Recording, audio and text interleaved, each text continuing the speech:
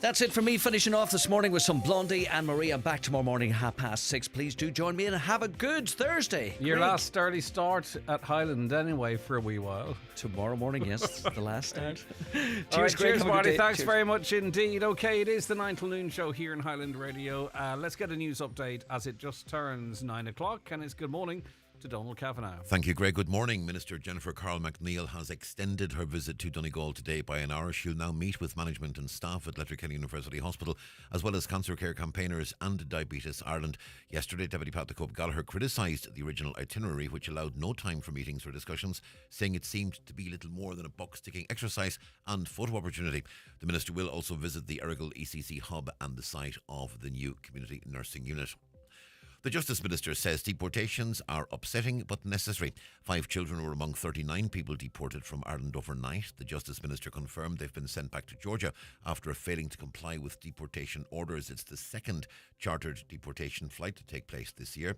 A short time ago, Minister Jim O'Callaghan spoke to reporters. Garda National Immigration Bureau did an excellent job. It's a job that has to be done sensitively, but it is an offence, and people were apprehended yesterday and kept in custody for a while, and then they were put on the airplane and accompanied back to Georgia. There were 30 men, 4 women and 5 children.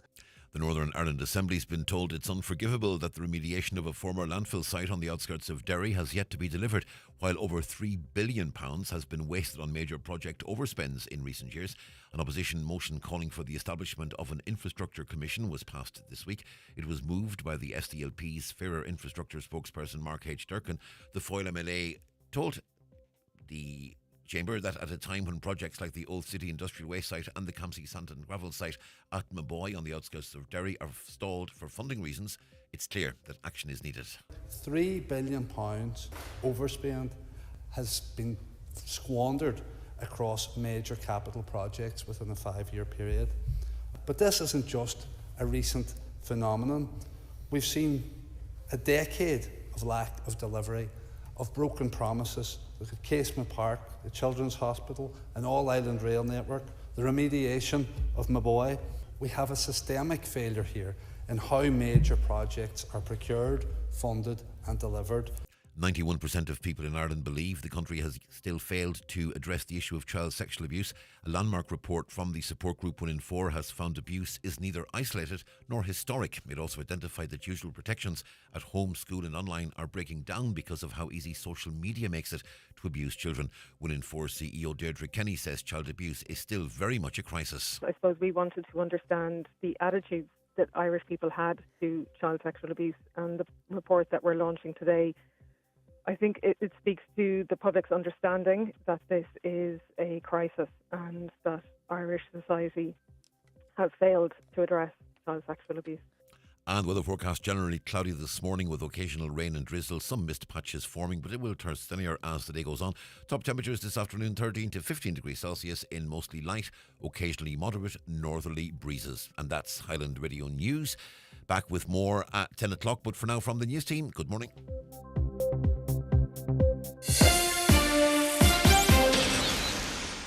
In Gallarshin, bhaig mé go húfásach, ní rá méid fiosú. Bíos ag an álu go tapa, bhaig méid trína chéile. Crá agus pion fud me chorp. Dul mé isce ach níor bhún mé, an rá mé chun bása á. Duras san ospedéil go raibh sepsis orm, agus go raibh sé pránach. Déitoch sepsis a cheilt tíobh the ein and outú ag ísir bi. Bíag fear amach don a cóirí. Breis eolas hse.ie/sepsis. Ná bí aglach ceiste chur, an bhéitoch sepsis a bheith orm. On HSE. And now it's time for the talk of the Northwest, the 9 to noon show with Greg Hughes on Highland Radio. Hello, good morning to you. It's approaching 4 minutes past 9 on this Thursday. It's the 1st of May. We're into the next month. How are you all keeping? I do hope you're very well indeed. It's great to have you on board for the show today. And hopefully we've enough lined up for you to keep you informed and entertained for the next 3 hours. And we really want your views, your comments, your topics, your issues into us here at the radio station. 086 60 25,000 is the WhatsApp and text number. 086 60 25,000. If you want to give us a call, it's 074 91 25,000, 074 91 25,000. Or if you want to email comments at highlandradio.com. The Health Minister is in Donegal today. a brief flying visit, although her itinerary has been extended somewhat. I'm hoping to grab a word with her a little later on after the show. If we manage to secure that, we'll play it out for you tomorrow. I suppose I could ask you, if you had one question, what would it be? What would you put to the Health Minister? Let us know. 086 60 25,000. Maybe you can help formulate some questions. I'm more interested in asking what you want to hear rather than what I want to hear, although they do often overlap, of course. But we've got loads on the show today, as you can imagine. We'll kick off with a run through the newspapers, though, if that's okay. Starting with the Tyrconnell Tribune, and major operational changes in Garda divisions in Donegal have been completed this week. The Milford district has disappeared, with the public being unaware of the changes. The Donegal North Community Engagement and the Functional Area Lead is Inspector Paul Gallagher, and the Garda station included are Letterkenny, Raphoe, Carrigans, Newtown, Cunningham, Lifford, Milford, Kilmacrennan, Kerry, Kilworth, Mullen, Remelton, Carragart, Buncrana, Muffmaville, Clonmany, Burnfoot and Carndunna. The Donegal division has already introduced the Business Service Functional Area, which has reduced the amount of administrative activities held by operation members, and since last Sunday they introduced the remaining functional areas.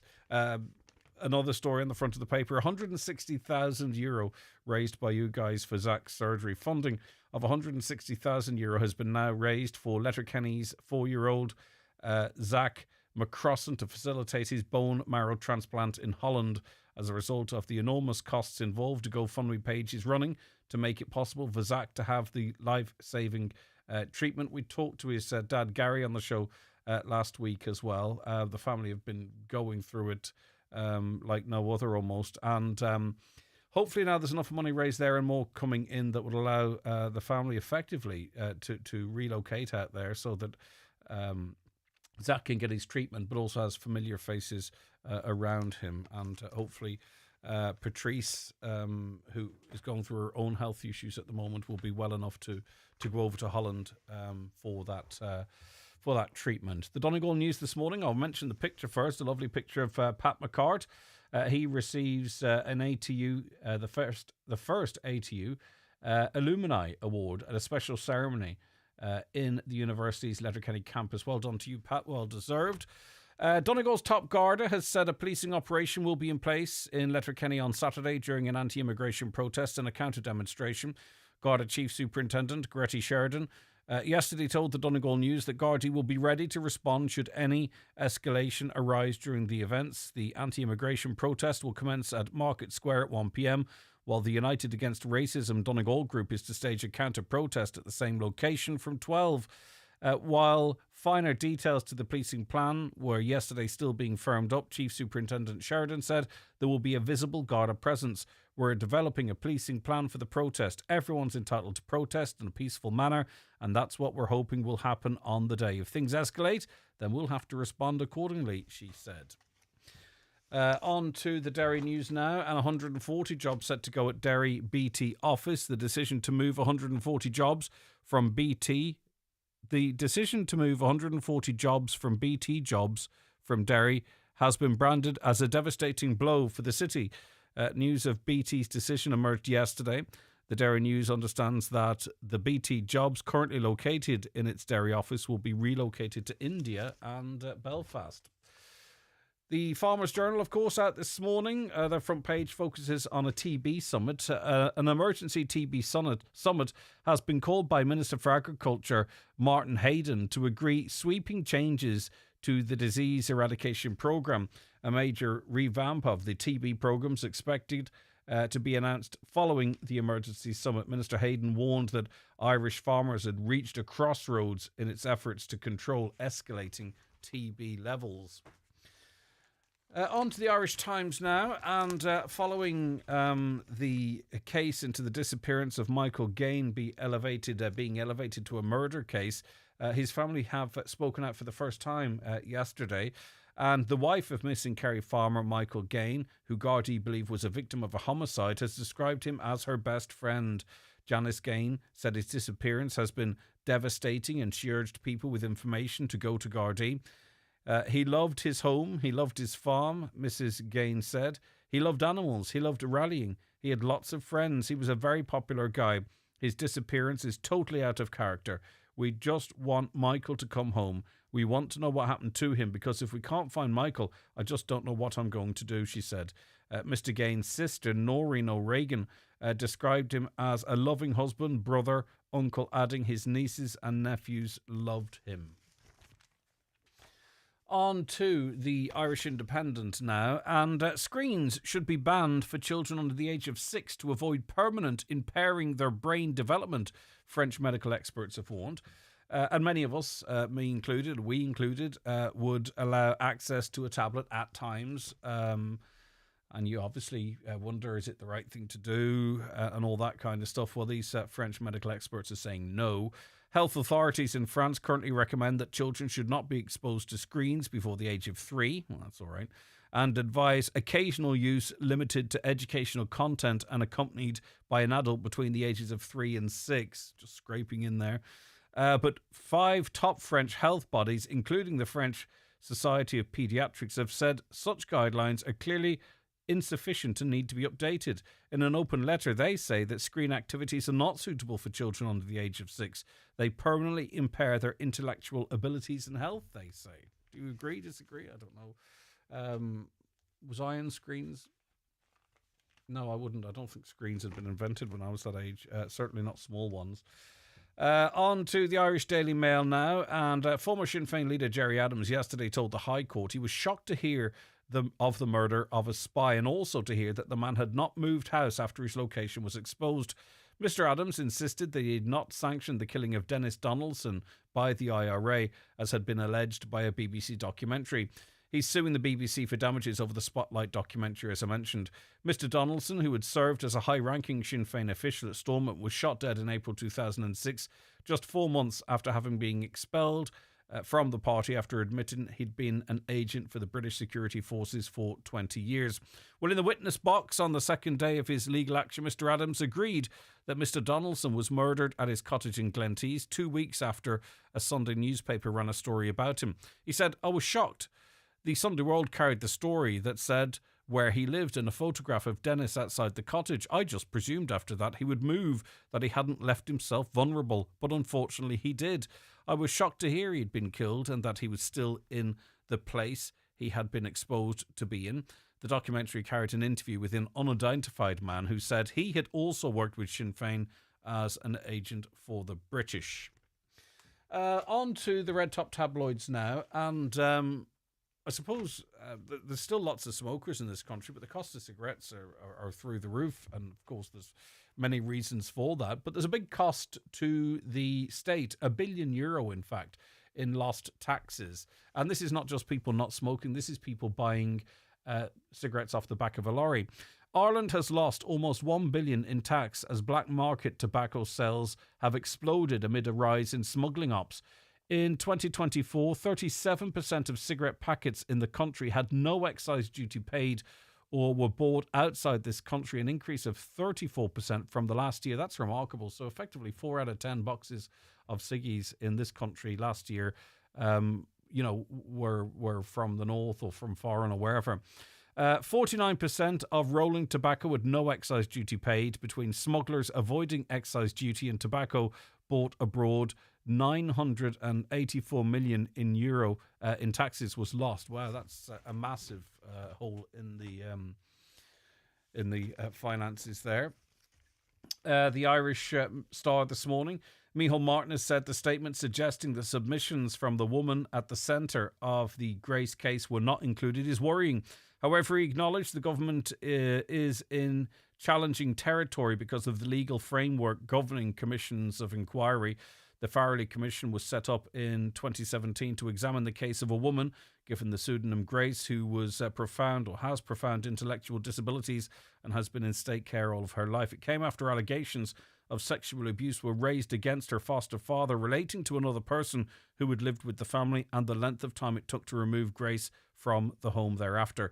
The Commission published its report earlier this month, which found Grace had been neglected and a lack of oversight in her care, but said it was not satisfied the evidence established she had been subject to physical, sexual or emotional abuse. Now, I think this is a very wordy report, and there's certainly a problem with calling these investigations, if they're so hamstrung because of legal issues, That being said, I suppose if you sort of take a step back, and it'll be debated in the Dáil today, to prove certain allegations and to be able to stand over and say, I am of the, or aware of the view, or conclude that this happened, potentially it could be challenging. I understand that. I'll read on and listen more today. As I say, it's being debated in the Dáil, but to come to these commissions also have to come to concrete findings that are that exceed a very high bar of proof, if you know what I mean. And I wonder, was that a challenge at all? Israel airstrikes on Gaza killed at least 19 Palestinians across the Strip since yesterday, including children, local health officials have claimed. So, as I say, this is not necessarily in every news bulletin now, but yesterday,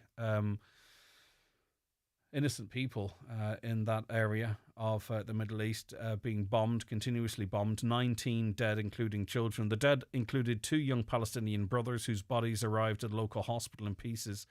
Israel has been striking homes, shelters and public areas, and pre-dawn strikes hit 3 houses in the urban Nuseirat refugee camp, according to staff at the Al-Aqsa hospital.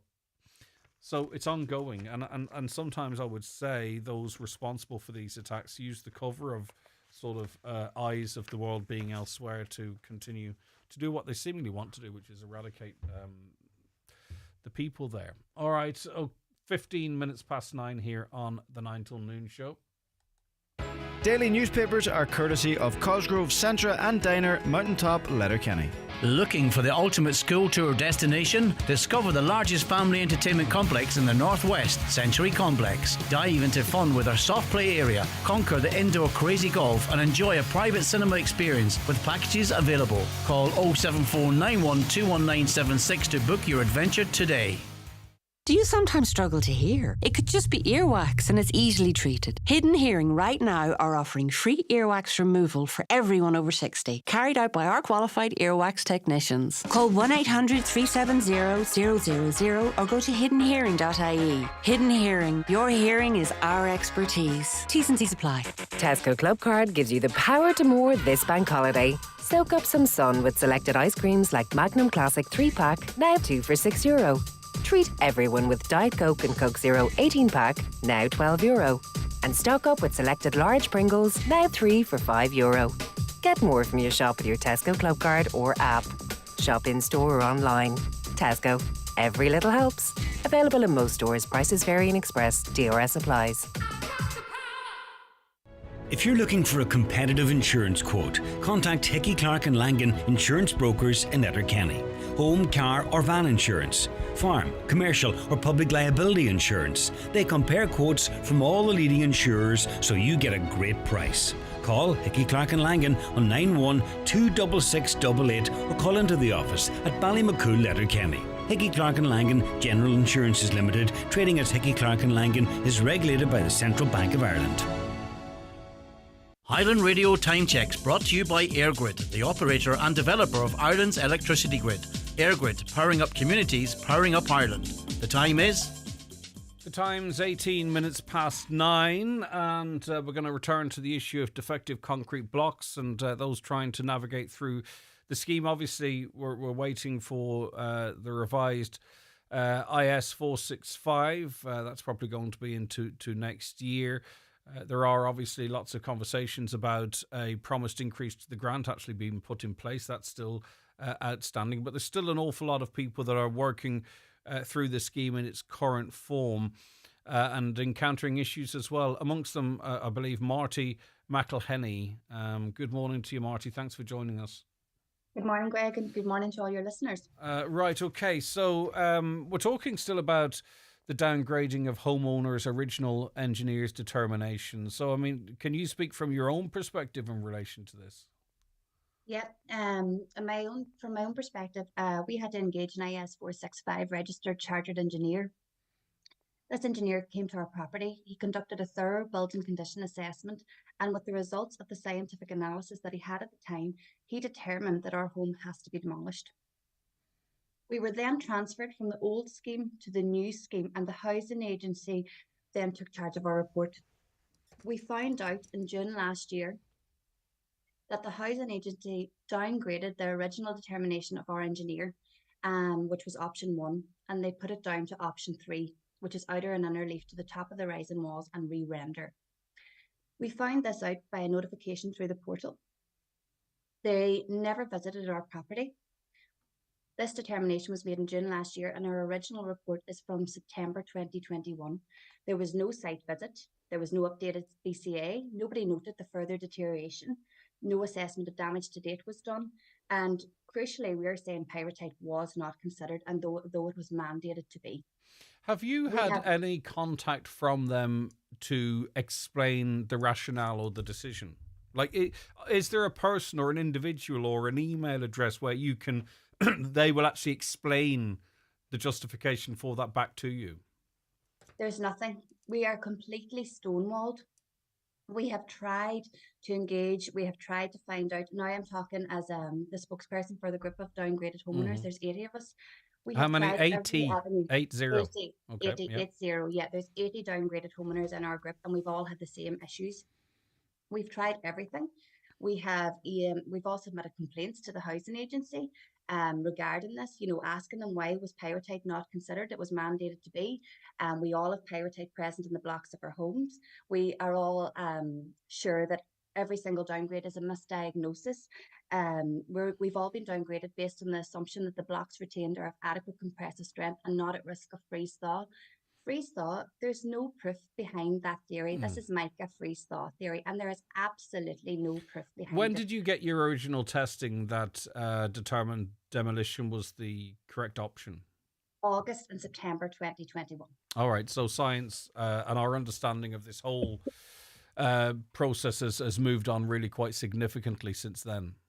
Yes, but I would say there is that our chartered engineers that we had to engage, they looked at all factors, and they submitted a complete technical report with our recommendations that our homes must be demolished. And they were sure in their analysis that our homes had to be demolished. So you can't have another engineer come along then and just overturn this determination based on a desktop study that is outdated at this stage, that has not considered further damage. What is the situation? Like, can you wait till we get the revised IS 465, which probably will get rid of sort of outer or inner leaf remediation? It seems that seems to be the mood music now. Like, or are you locked into the old science, if I could put it like that, just in real layman's terms, and decisions based on that? IS 465 draft revision, it's actually thrown up quite a few questions more than anything. Yes, it seems to have got rid of options 1 to 5, or 2 to 5, sorry, but instead it seems to talk about retaining walls. So I'm not too sure how clear that is. In fact, the language used is very unclear, and it should be questioned. The other thing that I'd like to point out there is that we all submitted appeals. We were obliged to submit appeals, and over 90% of all downgrades have actually appealed the decision made in their home. That's at least 90% of downgrades so far.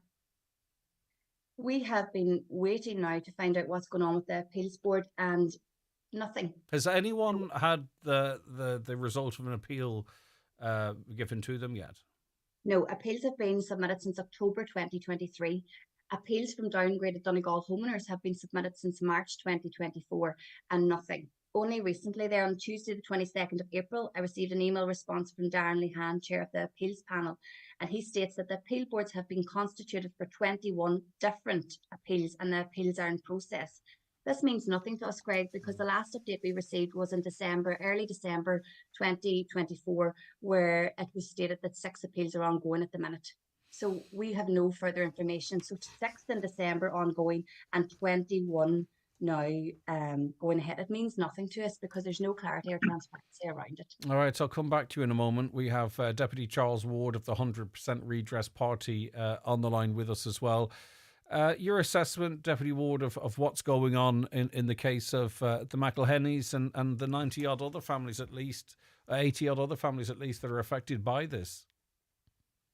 Good morning, Greg. Good morning, listeners. My assessment is what I've been saying all along.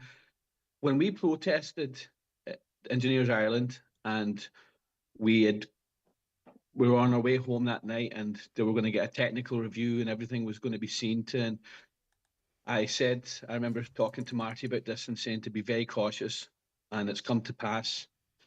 This is, if history has told us anything about this campaign, is that the government will give us nothing. And part of this is now in IS 465, where they've removed the table and you see the retention of block work. When the retention of block work is put in there, it's put in there deliberately to allow decisions like, as far as I can see, downgraded homeowners still to be downgraded. But that is a working document, isn't it? I mean, it still includes reference to Micah and freeze thaw, and also this is not necessarily the finished document. I mean, we're in that space now to make submissions in relation to some of this stuff. Yeah, and part of that, the submissions is one of the most important things that we will do. And the freeze thaw should be eliminated. Retaining block work should be eliminated, and the increase in sulphurs to 0.3% need to be eliminated. I mean, you have a powerful office now to make representations. Have you been able to ascertain or get any information as it relates to these desktop exercises of downgrading, and also to the delays in processing appeals to those decisions? Have you had anything official at all from the powers that be? The powers that be, I email the housing minister all the time, and I get back the same obligatory template, in the middle of the process and legislation. And at the end of the day, for example, the 10% that people are now waiting on, which is probably one of the biggest problems we're currently dealing with. People going to the wall, waiting on this 10%. This could have been done last September. And it's about this little thing that they lack of when you talk about Donegal, called will. There's absolutely no will on behalf of the government to try and do anything. Have you been able to get any response from the Housing Minister, the Department of Housing, or the government as to why this 10% increase has not yet been applied? Absolutely none. Now, when you ask questions, it's about it. It has to go through legislation. It has to, and it'll be coming through legislation shortly. Now, for example, the committees have been formed, and the Housing Committee has been formed, and my group had meetings about that, and I'll be on that at some stage. And it'll be split between 3 people in a group, and I'll be one of them. What's the relationship between what the outcome of the IS 465 review might be and the situation that Marty and 80 odd other families find themselves in? In other words, like Marty seems to be locked in time fighting a battle that would be irrelevant potentially once we get what everyone expects IS 465 should look like. So what is the situation? There seems to be two timelines running here. Like, is it not good that potentially a decision is not being made in relation to these appeals and these downgrades, because maybe then they might be brought into a revised IS 465, which might include foundations? Can I put that to you, Marty? Because you seem to be fighting a battle locked in time, if that makes sense. Yeah, I have a couple of things to say on that. Firstly, the remediation to dwellings damaged by the defective concrete blocks Act 2022, that gives us the legal right to appeal. The appeals themselves were very difficult, extremely stressful, to put this on lay persons. We managed it, and every one of our appeals now, they're strong appeals, and we want them heard. We believe that they highlight exactly what's going on, and because pyrite was not considered, and also no assessment of the damage to date was not considered, we believe they're very strong. We want them to go ahead. And this is our legal right. We actually believe that they're being stalled. Okay. And are they stalling them till after the IS 465 comes in? Maybe. And then just when Charles hit it there a minute ago, he talked about the announcement on the 6th of November about the technical review. That announcement came on the night that we were coming home from a protest in Dublin. I spoke to Donal that day. Like Charles said, I was not overly happy with this. I had alarm bells ringing in my head at the time. Now, the technical review, it's words on a piece of paper, okay? It means absolutely nothing, and there's no legislation for it. So we're stuck in another limbo if we think of it in that way. But what I would say about the technical review, and this is important because this is the stance of the downgraded homeowners, we have to apparently have this technical review conducted by the housing agency. This is the housing agency who we do have huge problems with, and we have highlighted it in a true and fair and calm way. But just to go through them very briefly, pyrite was mandated to be considered. Every single one of the downgraded homeowners in our group of 80 has pyrite present in the blocks of their home. It wasn't considered. All downgrades were based on a disproven now hypothesis of mica and freeze thaw and the assumption that the blocks retained are of adequate compressive strength. Internal sulfate detector due to the presence of pyrite takes no care to compressive strength of blocks. No assessment of the damage to date was considered, even though the description of services issued to all engineers says they must. Complaints submitted by the downgraded homeowners to the programme manager of the defective concrete block scheme were dismissed, essentially. We were literally dismissed. These were valid complaints where we asked valid questions and they were ignored. But then importantly as well, to gain clarity, the downgraded homeowners submitted freedom of information requests to the housing agency to find out, to have transparency about how these decisions, which are horrendous decisions that have left us in limbo, how these decisions were made. Mm-hmm. The Housing Agency applied Section 32(1)(b) of the Freedom of Information Act. Now, to your listeners, this is a really obscure section of the Act. It's normally reserved for serious state affairs, gangland activity, military activity. And they put this on homeowners, saying that it would be a threat to the staff members involved. Now, we have been saying this.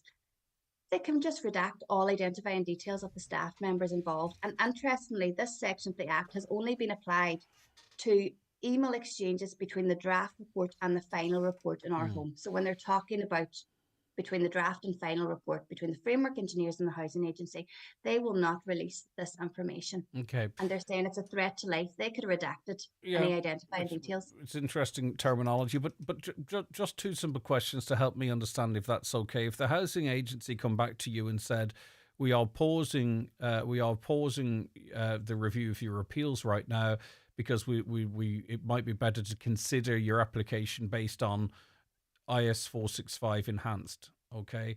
Would that be clarity and you could work with that? I think we'd have to have a long, hard think about that because we're legally entitled to appeal and our appeals are strong. Mm-hmm. The thought process is that we want them heard. And how long is a pause? You know, the national. Well, I'm just thinking, I don't know if your intention is to remove your foundations, for an example.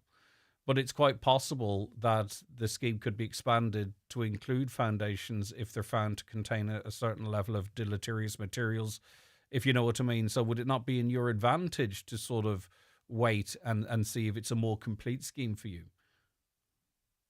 I think the general consensus amongst the downgraded homeowners is that IS 465 is not looking too hot. Right, okay. You know, and we feel as well, Greg, that there's been enough time passed. How long might you wait? The end of 27, 26, whatever? We feel we've been shafted. You know, we've been treated very unfairly. We have literally people in mouldy homes deteriorating rapidly with small children. You know, I have a 1-year-old and a 4-year-old. I don't want to be in this limbo, and I am caught in a limbo that has no way out. And to be absolutely honest, I can speak very clearly and well on it, but it's horrendous. It's absolutely horrendous. And I presume every element of life is on pause, as well as the aggregate effect of the stress. It must be incredibly difficult. You know, Greg, you could take it back to basic bits. Like, you don't update your home. You don't do anything in your home. You're very wary of what you spend money on. You're reluctant to paint.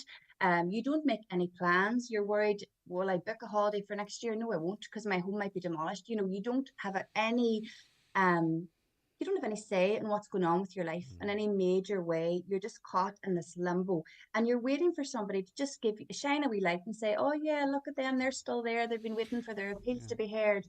You know, it's awful. And I know it's not the most significant thing, but particularly with young children, you know, milestones, birthdays, Christmas, first steps, first words, all that kind of stuff. As important as it is, we often associate that with a building, if you know what I mean. It might feel a little bit incomplete, like it might if you had a nice, safe, nice, safe, you know, unaffected home. Stay there. Deputy Charles Ward, where do we go from here, though? Because, you know, your party's there with a number of councillors on the county council. You've been elected up to Dáil Éireann. This was all with a view to sort of hopefully moving past this stuff. Do you know what I mean? We've a platform. Homeowners have a platform now. But I understand. We're still here. What it is, if you look, for example, now, our councillors walked out of the chamber the other day, and what we've got currently going on within Donegal County Council is basically a talking shop where the defective concrete families aren't, I don't know if it's taken seriously or the council just don't have the power, but this is the biggest humanitarian crisis in the history of Donegal, with potentially thousands of people facing homelessness. And Donegal County Council have got a defective concrete committee that's not even a senior seat. That's how important this is to them. And I was actually disgusted the other day after my councillors walked out. They carried on like it wasn't even important. Where's the solidarity? Where's the fact is that you've got 4 people that were elected with defective homes. You have people on that council who have got defective homes that are defending the council. People need to pull together and get behind the defective. Are your councillors going to stop cooperating with other party members and independents now? Then Donegal County Council councillors have to get behind the councillors. You don't have what's in their power, but what 100% redress council is going to stop. We're not. This is just the beginning for us. You know what I mean?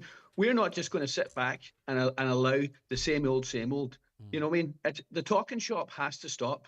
There needs to be action. Donegal County Council have to start demanding that the housing minister come down. We shouldn't be going into meetings and asking, is he coming down this week? Yeah. Is he coming down next week? They can't even give you a date. And the fact of the matter is the previous minister, for example, they were all promising he was coming down, and he actually embarrassed them by not even showing up. It's unrelated. Related. The health minister is in Donegal today. I'm not sure if you're in Donegal. Are you going to go and put these points to her? So I'll just give you a quick outline on that. We were told that the health minister was coming up. All the other Donegal TDs, we all met. I'd arranged meetings for later on today. So I left Dublin this morning at 1:30 and came up, and the itinerary had changed twice. And it was going to be a visit. We were we had meetings last week with the surgical team, and we emphasised the importance of the health minister coming to meet the people on the ground that are actually saving this hospital. But that's not going to happen. So all the other TDs, myself, Pat the Cope, Piers Doherty and Padraig McLaughlin aren't going to be there. Would it not be more advantageous for you to go there, especially with the media presence, and say, whilst you're here, can you stay another half an hour and come and look at some of these defective concrete block houses and maybe get your party colleague to come up having a look? I mean, is that not how you sort of affect change and put pressure on government? That's what I do. Greg, the spin's been put out. She's staying an extra half an hour to get an extra 10 photos. She's not going to meet the surgical team. She's going to meet campaigners, which is very important that she meets the campaigners. But it would be vital that she meets the surgical team. I would have thought, given your mandate and how you're elected, you should be there, standing there with affected homeowners, and say, if you another 10, 15, 20 minutes to listen to these people. If she doesn't, Greg, that's her choice. If she does, Greg, there was 2 itineraries sent out. Okay. And this morning, now we're getting the word again that she's going to stay another extra half an hour, and she's going to be doing an extra few visits, but she's not going to meet the surgical team. And the fact of the matter is, it shouldn't be to the fact that the surgical team are going cap in hand to meet the Minister for Health. They are up there saving lives every day in Letterkenny General Hospital, and the state of that hospital, and they should be going round today with the management at Letterkenny Hospital getting photos taken, when it should be the fact is they're in an emergency meeting with a surgical team. And just seeing what's actually happening. And just whatever, I mean, Pat the Cope Gallagher is a member of the same government, right? Sinn Féin are a member of the opposition party. What's your personal justification for not going and challenging the minister in the same way that you're challenging her here on this radio show?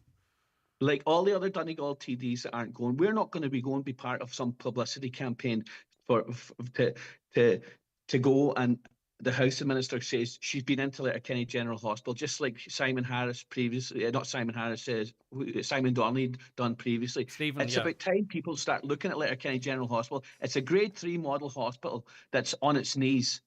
We're not getting comparable funding compared to the rest. And that hospital is getting downgraded before our very eyes, and we're just sitting back and allowing it to happen. Okay, I'm not an advisor, and I'd say the same to Sinn Féin. We hear a lot of back and throwing in the Dáil, whatever. I mean, to have an opportunity not to stand there shaking hands and posing, but have an opportunity to say, you're here on site now. You know, the media's present, the other people present. You're here on site now. You've refused to meet the surgical team. Why? Look around you. Maybe highlight the fact that the ED probably seems more quiet than it normally does. I would have thought, rather than staying at home or doing something else and sort of saying, no one wants you to go and shake hands with people, but surely the role of the opposition is to go down and make those points in front of the people that elected them so that they feel represented. Instead, we'll just let her carry on with it. Greg, we met with the surgical team over 2.5 hours. We met with the management previous for 2.5 hours, and then the surgical team. And the story from the surgical team is that the hospital is in crisis. And we can see it's in crisis. And for her to come up on a photo opportunity to run through everywhere, all the wards, and not meet the surgical team, the people that are saving the hospital. You know, my point is this. If she was going to meet the surgical team, none of us need to be there. None of us politicians. I think you do. Go and meet I think the you surgical do team. need to be there. I think you need to be. You need to be there. Sorry, and I don't want to be argumentative, Charles, but I have to be equal to everyone. You've been elected by the people. Yeah. The opposition parties, the rest have been elected by the people. You need to be there to stand in front of the media and say, look, at what's happening here is unbelievable. She's not meeting the surgical teams. We also have hundreds of houses with defective concrete. We're inviting her right now to come and look at them. But instead, you're sending out emails and staying at home. How is that effective opposition leadership? I know you've met the surgical teams. Okay. And it's not just you. I'm saying this to peers. No, I understand. I understand. Whoever it might be. I understand. She's an itinerary. She's following that itinerary. That itinerary will not divert. She will go and she will get her photos taken and probably an accident emergency ward. I'll say one thing. Well, then what you do is you go and you get Rosina Toner, you get Betty Holmes, okay, and you get a GP who signed a letter, and you stand and have your own itinerary outside the hospital and say, now is the day, as the minister's up here, to highlight exactly what is going on. But instead, you're saying, there you go, have your photo op, we'll not be a part of it, but that's the message that's going to be going to the media, and it's not being counteracted by 3 opposition parties in the county in any way, shape or form to use that as an opportunity for a counter itinerary. Anyway, I might, as I say, this is why I'm not involved in politics, because I would do things a little bit differently. Go ahead. Can I come back in there? Please. Yeah, right. Greg, what she needs to do is, she's in Letterkenny today 11 till 1, or maybe 11 till 2 now. That 11 till 2 should be spent with surgical teams. There shouldn't be a photo op taken. This is how important this is. This hospital will be downgraded within 2 or 3 years. Get Rosina Toner down there, get Betty Holmes in there, have a counter photo op. Greg, you'll be saying back that, well, why did you not do? This is the stand you've got to take the seriousness. If she goes in there today and has a change of heart and goes and meets that surgical team, what she should be doing, and saving Letterkenny General Hospital, then the job is done. Listen, I put my points to you respectfully. I appreciate the hard work you're doing, and all our politicians are elected here. It just amazes me that, but anyway, that's fine, and each is not up to going to their be part own. of a photo op, Greg. No, have your own itinerary. Get people who are affected by these crises. You know, if you want me to round up a few people that have been stuck in ED for 30 hours, I can do that for you. Yeah. But Greg, we have the biggest crisis, housing crisis in Donegal, and the Housing Minister can't even come up. Now we've got the Health Minister coming in for a photo opportunity. Her itinerary's there. There's no diverting from the itinerary. Okay. It's going to be a good news story, but the fact is in 2 or 3 years' time, we'll be back on again about how the hospital was downgraded. We're heading the exact same course as Enniskillen. And do you know what will only be if you search this day in the press in 2, 3, 4 years? It'll be that photo op. It'll be that positive spin, because there'll be no counter-narrative because opposition politicians stayed at home. Well, no, I that's your opinion, and I respect it. Of course, it's not an opinion, it's just an observation. And as a person who has worked in healthcare, who sees it on the ground, who constantly, every day, sees the turmoil that's going on, today it'll go in and you'll see a different Letterkenny University Hospital compared to every other day. What I'm saying is the truth is... there's no counter-narrative. The hospital is underfunded, chronically underfunded, and she's going to go to a 124-bed unit. How are they going to staff it? How are they going to staff that unit when we can't even staff the hospital? Okay, that's fine. And as I say, I put the questions to you out of respect. You know that I have to try and treat everybody fairly on the programme. I don't know if you've an opinion on that, Marty, or if you just want to recap what we invited you on to talk about. I do actually have a little bit of an opinion on it, and it's the Minister for Housing, James Brown, is not coming to Donegal to see any defective concrete homes. I don't think any health minister has any intention. You know, you could beg her and she'd have absolutely no intention to come and see these defective concrete homes. You know, it just wouldn't happen. But yeah. Do you support the opposition politicians not going to it at all?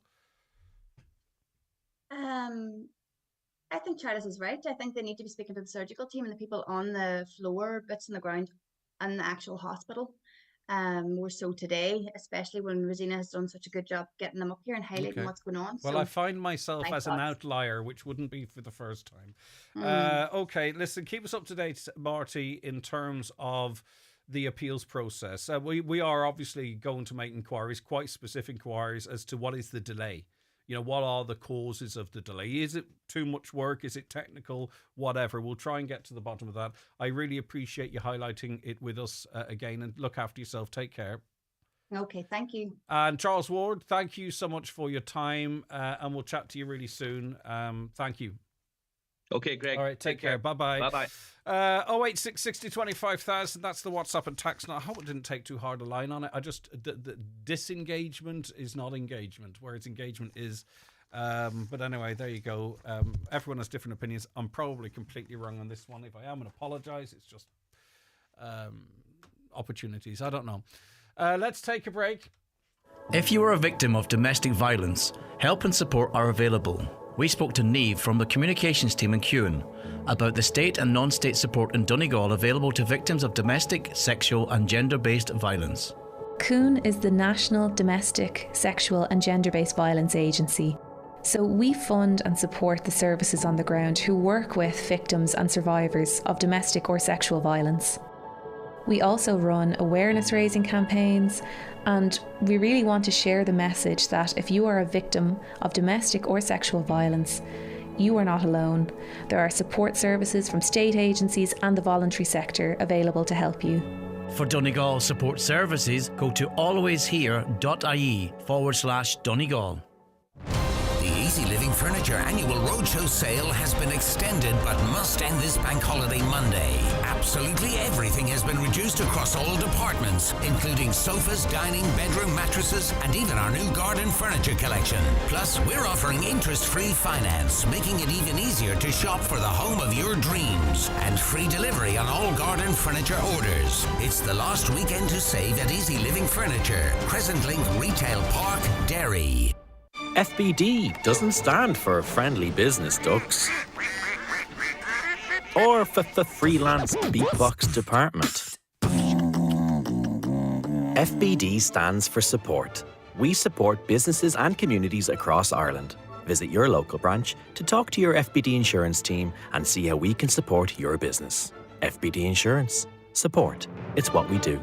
FBD Insurance Group Limited, trading as FBD Insurance, is regulated by the Central Bank of Ireland. John knows it's tough to please everyone with a fry. How do you do the eggs? What about fried tomatoes? But nobody will be complaining about the Aldi specially selected Irish pork sausages for $1.45. Smoked rashers for $1.99. and black or white pudding for 55 cent. All 100% Irish, and yes, it's all under €4. Beans sold separately, if you're one of those people. Good food, good mood from Aldi, while stocks last.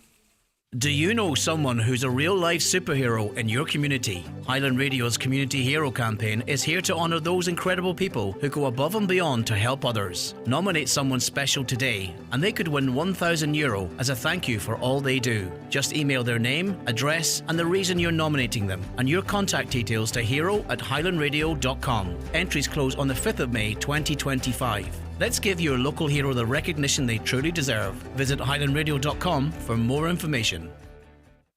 Indulge yourself with friends or a loved one at the Spa at Orchids at the Holyrood Hotel in Bundoran.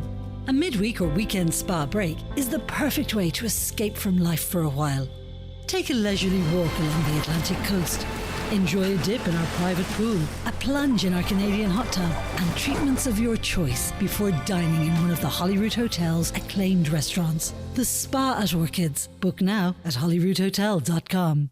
Get the Irish Daily Star today for your free 12-page Punchestown Festival pullout with all the top tipsters in our stable ready to get you first past the post all week. The Irish Daily Star. #1 for racing, #1 for you.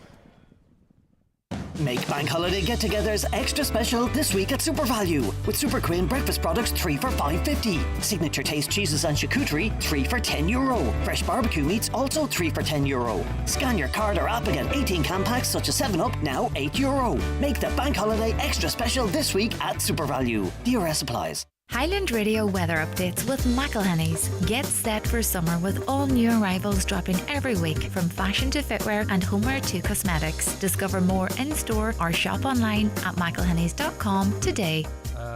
Just on the back of that last conversation, it is amazing that opposition TDs have agreed with a government TD not to go along to a minister's visit on one of the second, if not the biggest issue for some in the county.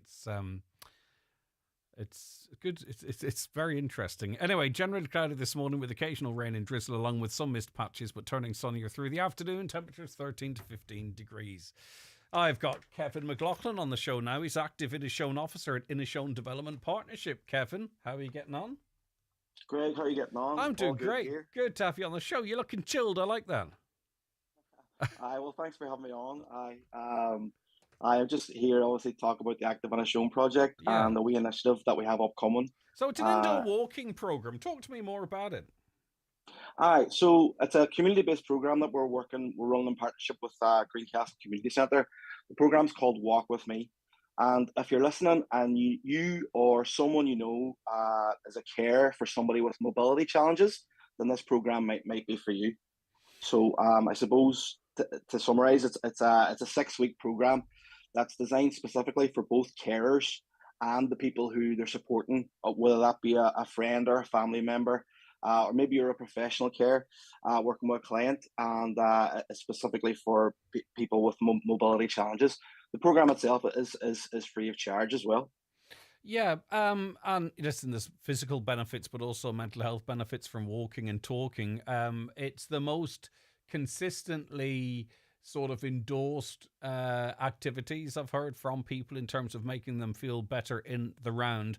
So obviously we're talking about people with different mobility challenges and different... Mm-hmm. I presume the whole program is catered to an individual's needs as much as is possible. Absolutely, and our facilitator is Siobhan Kwan, and she's experienced in fitness and functional movement, along with a profession in the healthcare services. So she's the perfect person to come in, and she's to come in and take the program on. So it's something from a healthcare point of view, from a mental health point of view. I mean, it's all well and good because, I mean, for myself, I'm so lucky to be able to go out and go for a walk when I want.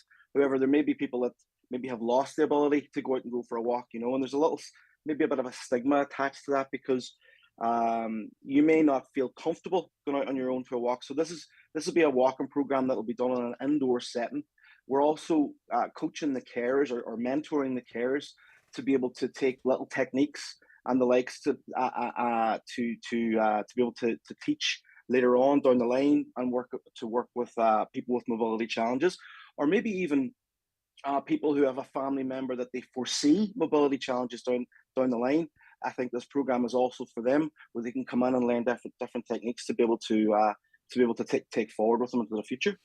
Yeah, and there is no minimum exercise level that's no good, if you know what I mean. What I'm trying to say is, regardless of even if you had no use of your body from the waist down, you know, activities with your arms are beneficial, if that makes sense. There is no sort of there's no point in doing that. There's no level at that. Everything has a value. Absolutely, movement, any kind of movement whatsoever, will contribute to, even once again going back to that, the mental health side of things. Everything will contribute. So yeah, absolutely, I would agree with that statement. All right, so it starts when, and how do people get more information and find it's for them? Because the one thing, and you would know this, Kevin, from your work experience, everyone feels that their situation is incredibly individual, and there's no one like that. And for many cases that is, so they might go, well, I'm not sure. The best thing is contact you guys and get clear information. We're doing a good job here, but you know what I want about people who have very individual inquiries, I would imagine. Absolutely, and the thing about it is, if you could, like, obviously you can have a look and you can find all the information on social spaces and the likes of that, and yeah, you can read it, but understand this is something completely different. So absolutely, I'm open to taking phone calls and emails and whatever. So if you want to find out about the more details on the program, I suppose first of all, it starts on Tuesday, the 6th of May in Greencastle Community Centre with an introductory workshop. And that's specifically for the carers themselves. It's a 3-hour workshop for the carers themselves. And then after that, it'll be a facilitated learning program for 6 weeks that continues each Tuesday. So you can book online at Greencastle Community Centre's website, or you can go to social spaces on Donegal Sports Partnership, Inishowen Development Partnership, Greencastle Community Centre social spaces, and they'll give you the link directly to the website. Yeah. As I said, I'm happy for you to give me a call. You can find my phone number in those social spaces. It's 086 201 2676, or you can email me, kevin@inishowen.ie, and I'd be happy to go through any details to find out if you feel like this is something for me. Maybe it's not. And as I said, maybe it's someone that someone you know, that if you're listening, someone you know is a carer, or you are a carer yourself. I would love if you could spread the word. And as I say, it's a free program, and it's very inclusive. So okay, yeah, and I love the fact that obviously there's a focus on people with mobility challenges, but also the support for carers and family members, because sometimes it's hard to know, you're doing the right thing, am I doing the right thing, what's the right thing to do? And I think that's really valuable there as well. So it starts Tuesday, May 6th. That's the introduction workshop, primarily for carers and what have you, and then there's a weekly event, and it's indoors, so we don't have to challenge the weather. We have all those contact details. We'll get them up on our socials as well to make sure it reaches as many people as is possible. Kevin, thanks so much for your time, and keep up the great work. Greg, thank you so much for having me. No, it's my pleasure. That's what we are here for, as I say at the start of the show, every single day. Right, 086 60 25,000 is the WhatsApp and text number, 086 60 25,000. Or if you want to, give us a call on 07491 25,000. We have Paul in the garden a little later on, so if you've any questions, gardening questions, and we're really into a period of strong growth out there right now, get them into us and we'll get them answered. If you're struggling with scalp and hair loss issues, Headrush Hairdressing in Letterkenny are hosting a special event next week at HR2 in Letterkenny Shopping Centre with free consultations from hair loss expert Trina Holian. Also, scalp analysis using a 3D scalp camera, advice on wigs, toppers and extensions, and information about funding available for hair loss treatments. That's all at HR2 in Letterkenny Shopping Centre next Thursday, the 8th of May, starting at 4:30. The Balmoral Show is back and bigger than ever. Come and join farmers, foodies and families for 4 fun-filled days at the Icon Exhibition Centre, Lisburn, from the 14th to the 17th of May. With the return of the JCB Dancing Diggers, buzzing children's area and delicious local food and drink, the big show has something for everyone. Don't miss the agri-food event of the year. Join the fun at the Balmoral Show, sponsored by Ulster Bank, from the 14th 14th to the 17th of May. Book your tickets online now at balmoralshow.co.uk. See you at the show. The days are getting longer, the sun is making an appearance, and that means barbecue season is just around the corner. At Maple stores across the county, we've got you covered with quality charcoal, fresh meats, and all your sunny day essentials. Pick up something refreshing to toast in the sunshine, treat the kids or yourself to some delicious whipped ice cream, and don't forget your favourite Maple coffee. Follow your local Maple store on Facebook for weekly offers, and remember, we also sell fuel too. Maple stores. Fresh, convenient, local.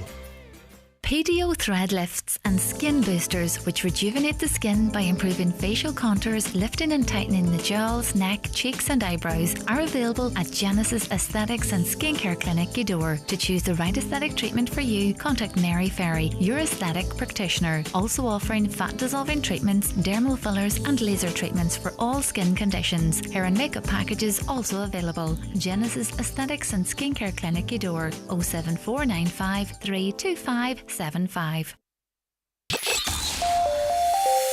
Live, on air, online and on the Highland Radio app. This is Highland Radio News.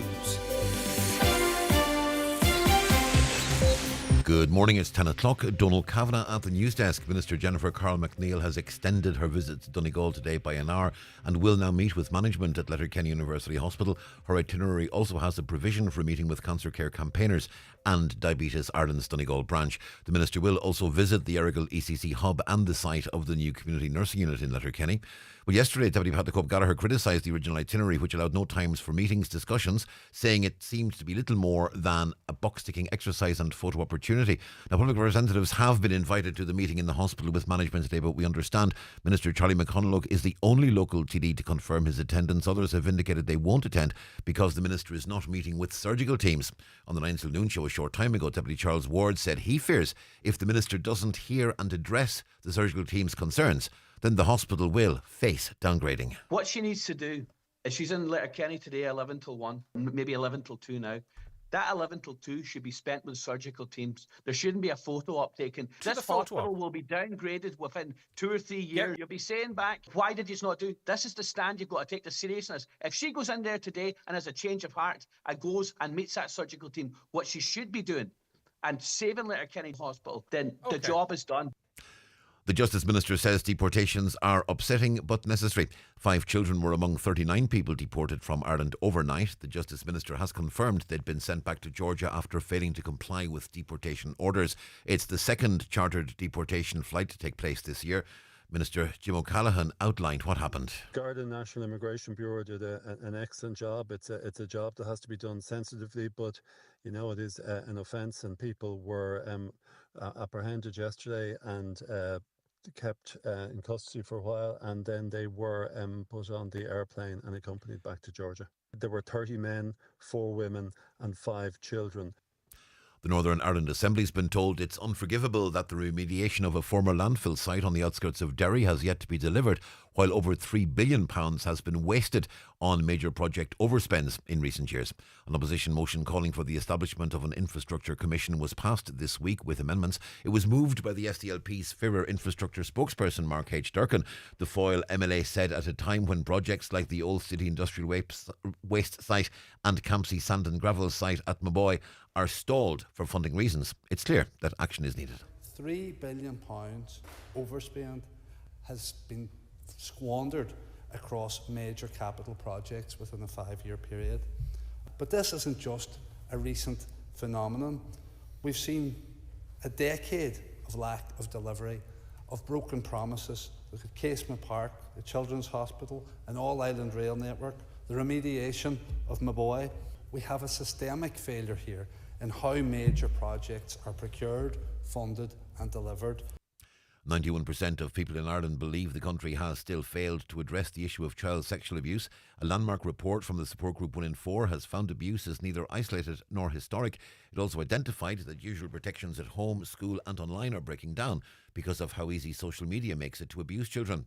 1 in 4's CEO Deirdre Kenny says child abuse is still a crisis. I suppose we wanted to understand the attitudes that Irish people had to child sexual abuse, and the report that we're launching today, I think it speaks to the public's understanding that this is a crisis and that Irish society has failed to address child sexual abuse. And more needs to be done to protect Irish heritage sites from the effects of climate change. The Irish Heritage Council is holding a conference today which will hear from experts and policymakers about what the risks are and how they can be overcome.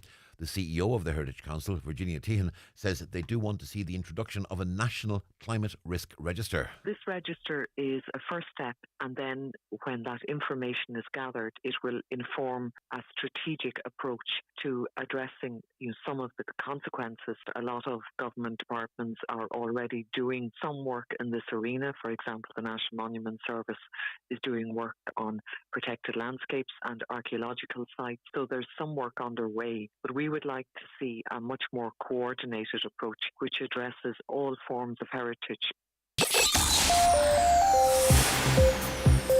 Generally cloudy this morning with occasional rain and drizzle along with some mist patches, turning sunnier in the afternoon. Top temperatures 13 to 15 degrees Celsius in mostly light, occasionally moderate northerly breezes. And that's Highland Radio News. Check all the latest news on our website, highlandradio.com. We're back with headlines again at 11 o'clock. But until then, from the news team, good morning. The obituary notices for this Thursday morning, the 1st of May. The death has occurred of PJ Will Hare, Wood Quarter, Cranford. Removal from his late residence to the Church of St John the Baptist, Carrigart, tomorrow evening, arriving at 8 o'clock to repose overnight. The house is strictly private, please, to family only. Funeral Mass on Saturday morning at 11, followed by private cremation at Lakelands Crematorium, Cavan. The death has taken place of Chris McLafferty, Main Street, Carrigart. His remains will repose at his late residence from 11 o'clock this morning. Funeral from there on tomorrow Friday to the Church of St John the Baptist for Requiem Mass at 3 o'clock, followed by interment in the adjoining cemetery. The Mass can be viewed live on the Meva Parish Facebook page. The death has occurred of Aeneas McFadden, 159 Mount Marion, Milford. Aeneas's remains will repose at his late residence today and tomorrow from 12 noon until after the Rosary at 9 o'clock on both days. The funeral mass will take place in St Peter's Church, Milford on Saturday morning at 11, with burial afterwards in Milford Cemetery. The funeral can be viewed on churchservices.tv. Family flowers only, please. Donations, if desired, to St Vincent de Paul Rathmullen Day Centre, care of Eamon Scott, Funeral Director, or any family member.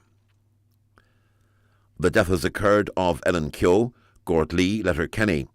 Remains reposing at Letterkenny Funeral Home, Port Road, Letterkenny this evening for public viewing between 7:30 and 10 o'clock. Requiem Mass tomorrow at 10:30 in the Church of the Irish Martyrs, followed by cremation at Lakelands Crematorium. The funeral Mass can be viewed on the Parish of Ochaninchen webcam. Family flowers only, please. Donations, if desired, to the Alzheimer's Society of Ireland, care of any family member, or Bradley O'Doherty, Funeral Directors. The house is private, please. The death has taken place of James Devine, 60 Carrigane Road, Cloddy. Reposing at his home today. Funeral from there tomorrow at 10:20 for Requiem Mass in St Mary's Church, Ahabrack at 11 o'clock. Interment afterwards in the adjoining cemetery. Family time, please, from 10 o'clock tonight. The Requiem Mass can be viewed live via the parish webcam. The death has occurred of Benny Donaghy, Maharamore, Clonmany. His remains are reposing at the family home. Funeral from there tomorrow morning at 10:20, going to St Mary's Church, Clonmany, for 11 o'clock Requiem Mass, followed by interment in the adjoining cemetery. Family time, please, from 11 o'clock tonight. Family flowers only, please. Donations in lieu if desired to St Columkill Village, Clea, Clonmany, care of any family member, or McFeely Funeral Directors. The funeral mass can be viewed live on churchservices.tv. The death has taken place of Patrick Joseph Brosnan, Mina Venahan, Quigley's Point. His remains are reposing at the family home. Removal from there tomorrow morning at 10:30, going to St Columba's Church, Drung, for 11 o'clock Requiem Mass, followed by burial in the adjoining cemetery. The Requiem Mass can be viewed on mcn.live. Family flowers only, please. Family time, please, from 9 o'clock tonight. And the death has taken place at his home of Patrick Keys, 8 Turk Road, Dunnamana. Funeral from his home this morning at 10:20 for Requiem Mass in St Patrick's Church, Killeen, Dunnamana at 11 o'clock. Interment afterwards in the adjoining cemetery. The Requiem Mass can be viewed live on the parish YouTube channel. For family information and more details regarding wakes and funerals, please go to highlandradio.com.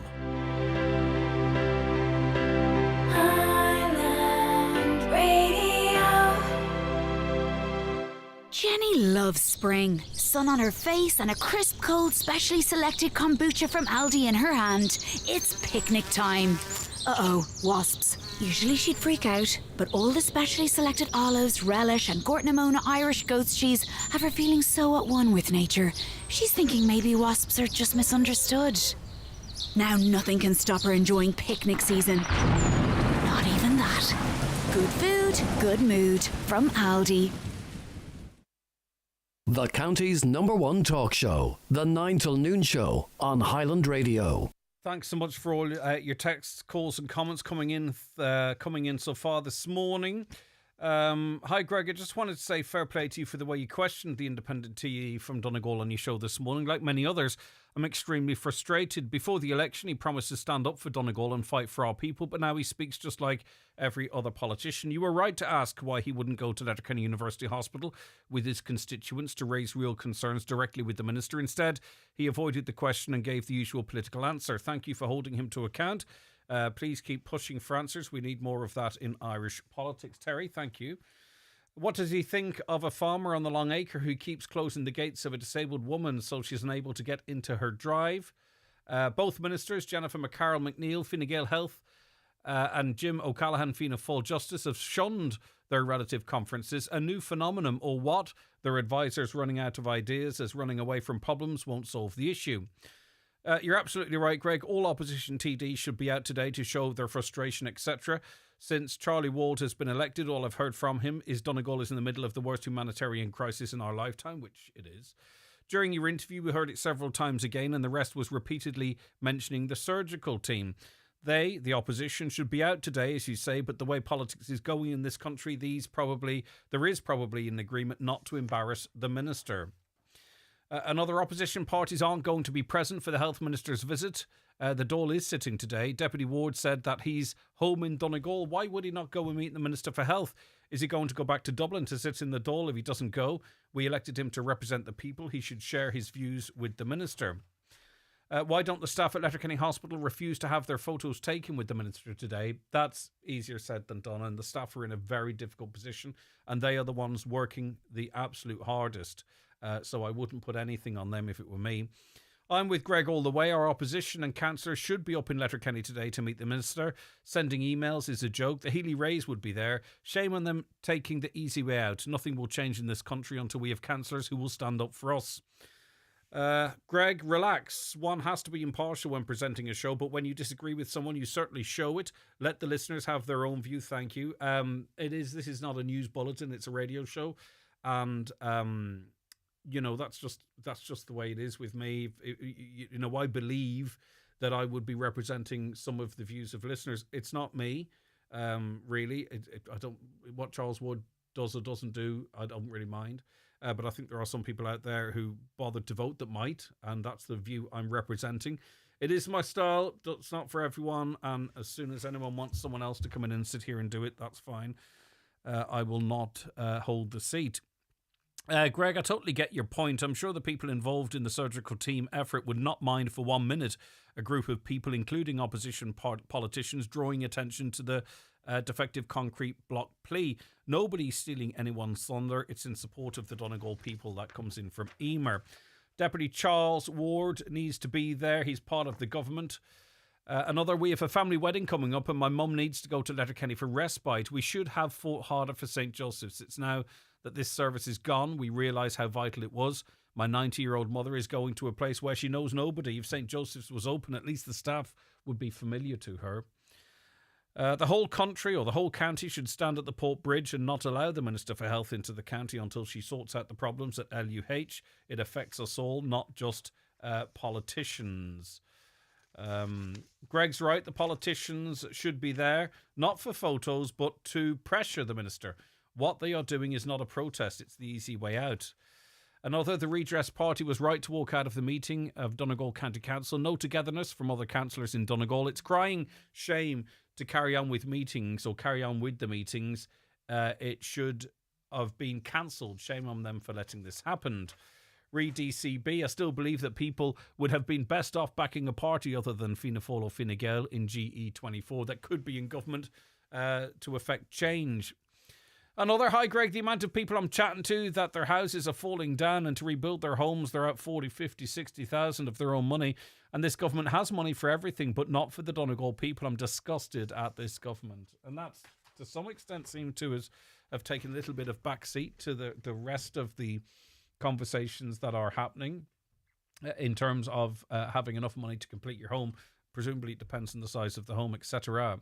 Hi Greg, what is also important to consider is the fact that our mortgage contract obliges us to ensure our property is properly maintained, and any remediation requires lender approval and consent to assure future mortgageability. The government has let the banks off the hook on this issue. What way does it work if you buy a house with mica testing saying it's fine, but the house crumbles? Loads of houses are for sale for crazy money with mica test complete, but no test for the real problems. Lots of people will be caught out. Well, conversely, there are there are houses that have mica that are perfectly fine to sell. It is a complex one, and that's where IS 465 comes in that hopefully it would clarify all of that. Because, the property market to some extent is a little bit stalled because you have people with levels of mica in their property that can't sell them, but they've got no other deleterious materials, so the house is not at fear of crumbling. And then you also have this situation where a house might be mica-free, but is crumbling because of other issues. And it's often, isn't it, buyer be very ware. I'm not surprised a lot of property is not changing hands in this county. I really am. A reminder for you once again, Paul McLaughlin is in studio with me after 11 answering your gardening questions. As I say, we're into a growth spurt now. We're heading into May. Very little risk of frost going forward, and you will see grass is growing. And I saw a map actually that indicates how quickly grass grows. It's not a guessing game anymore. But grass and trees and hedges and whatever, you know yourself. And as well too, by the way, if you live in a flat or an apartment or you don't have access to a garden, there are ways that you can spruce up your living space, even a small balcony or a windowsill. Maybe you want some suggestions in relation to that. It's not just if you're lucky enough to have a lawn, though, because we're in a rural county. A lot of people do have access to that, which is great. But anyway, if you're on the top floor of an apartment block, maybe you want some advice on how to bring a bit of green or other colours into your space. Give us a call on that. 07491 25,000 or text or WhatsApp 086 60 25,000.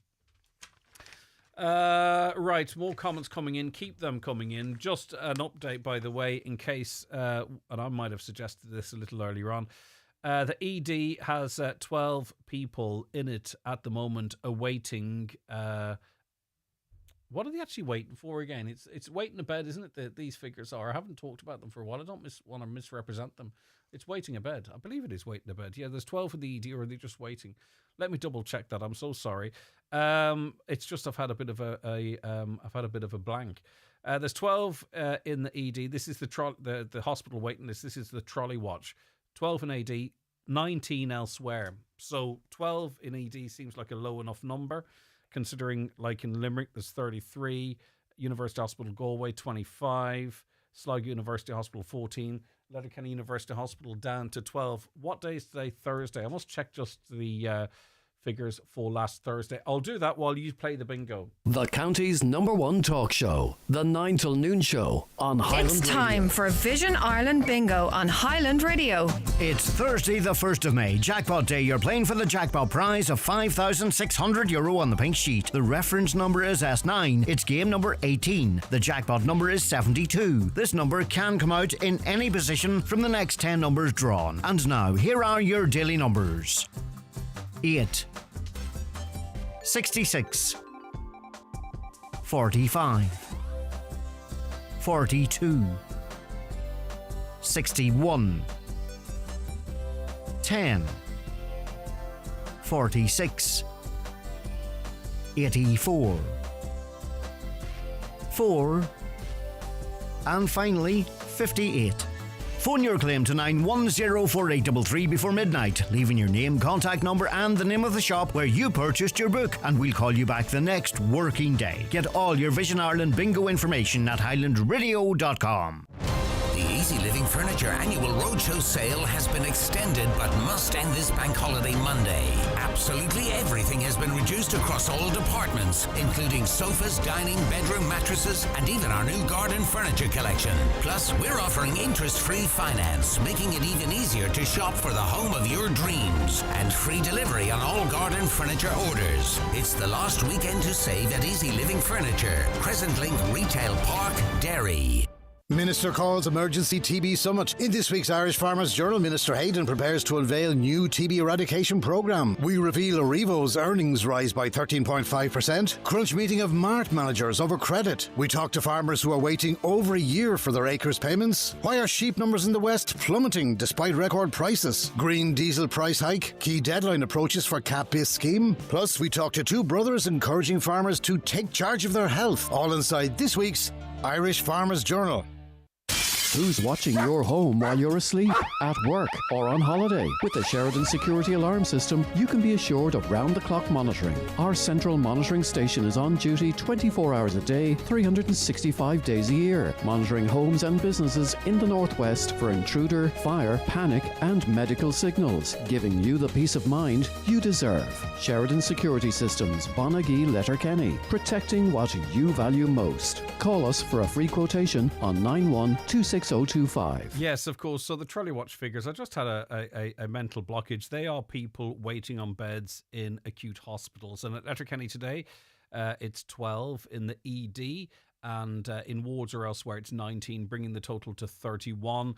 Last Thursday, just to be clear, I think it was 10 in the ED, 36 in wards or elsewhere. So the figures are similar. So in terms of a tidying up of the situation for the visit of the minister, that doesn't seem to be the situation, just to be absolutely fair and clear. Now, this is one that sticks in my craw a little bit, and that is the fact that you can be a certain age in a shop or wherever it might be, doing the exact same job as someone else a little bit older than you. In fact, you can be doing a better job, but for some reason, you are paid less than they. Well, we know the reason. Catherine Walsh is Director of Policy and Advocacy with the National Youth Council. Thanks for joining us, Catherine. Good morning to you. Thanks very much for having me on this morning. Happy International Workers' Day. Yes, indeed. Government, you're calling on the government to abolish the sub-minimum rates of pay. So many people will be familiar with it because we've all had the conversations in our houses, I think.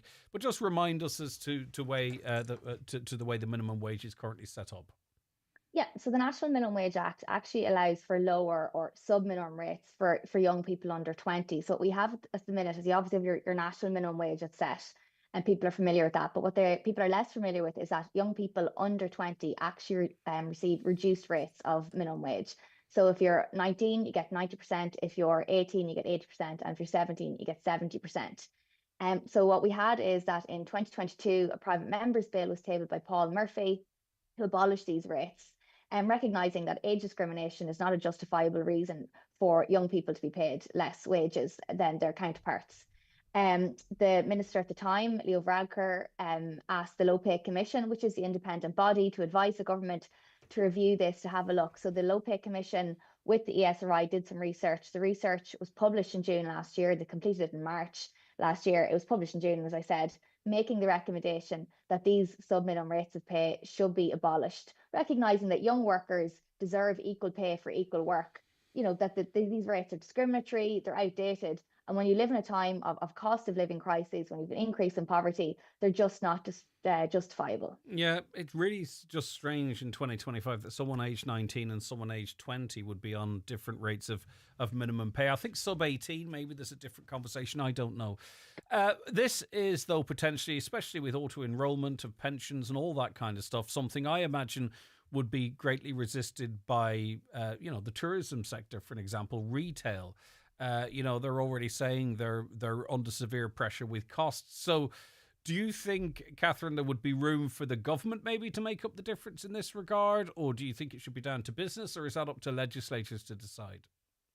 Well, first of all, just to say that unfortunately, we know from this week, given that the government have their action plan on competitiveness and productivity, they have actually made the decision to defer any decision on sub-minimum rates pay, despite the Low Pay Commission making this recommendation.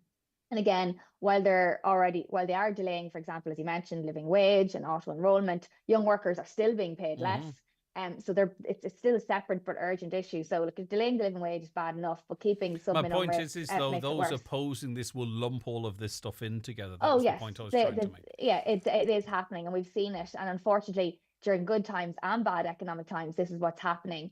Unfortunately, like the argument that we will be making is that fair wages support everyone. It shouldn't be an either or situation. We need to be looking at, workers' resilience. We need to look at workers' competitiveness as well. And what's really interesting is that the Low Pay Commission didn't just say, okay, we need to abolish these rates. The Low Pay Commission also said, now the government must also look to support the employers who may, in those sectors, whether it be retail, accommodation, food sectors, and say, let's support those workers who have a high concentration of workers, or the employers who have high concentration of workers on sub-minimum rates pay, and support them. But less emphasis has been put on that part of the recommendation. And perhaps if more was being done in that area in the last year, we wouldn't be at the situation where this is actually being kicked down the can. The bigger the gap you make between being dependent on social welfare, for an example, and working, the better. So surely it's in the government's advantage to make up that short difference for 17, 18 and 19-year-olds than perhaps it not being worth them going to work at all in the first place, or feeling disheartened in the workplace. And also there can be a sort of a public misconception, I think, of minimum wage and what minimum wage jobs actually are. The minimum wage is at the point now where, and I think there was figures released on this week that shows that, there's been a massive increase in terms of jobs available for people on the minimum wage. You're also seeing that at least, a minimum of 18 months or 1 year experience required.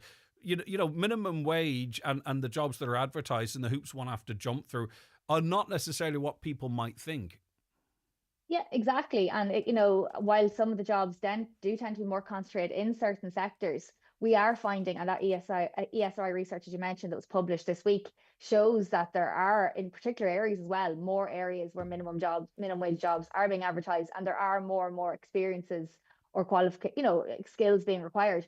And again, I suppose one of the arguments we also get against young people being paid the full minimum wage is saying, oh, well, actually they have less experience, there's more training costs, but it costs just as much to train a new employee under 20 as it would for those under 20. You could still have a 30, 35, 40-year-old coming in with little to no experience. I don't think that washes. I as I said, maybe in under 18s, it's your first summer job or something. Maybe I can see some logic here, but I know 18 and 19-year-olds that work as hard, if not harder, and are more productive than, people around them. Often maybe I don't think your age and experience really, certainly in certain industries, I just don't think it's an argument that stands up. And as I say, that ESRI data shows that, because the bar for minimum wage jobs is actually is rising, you could argue.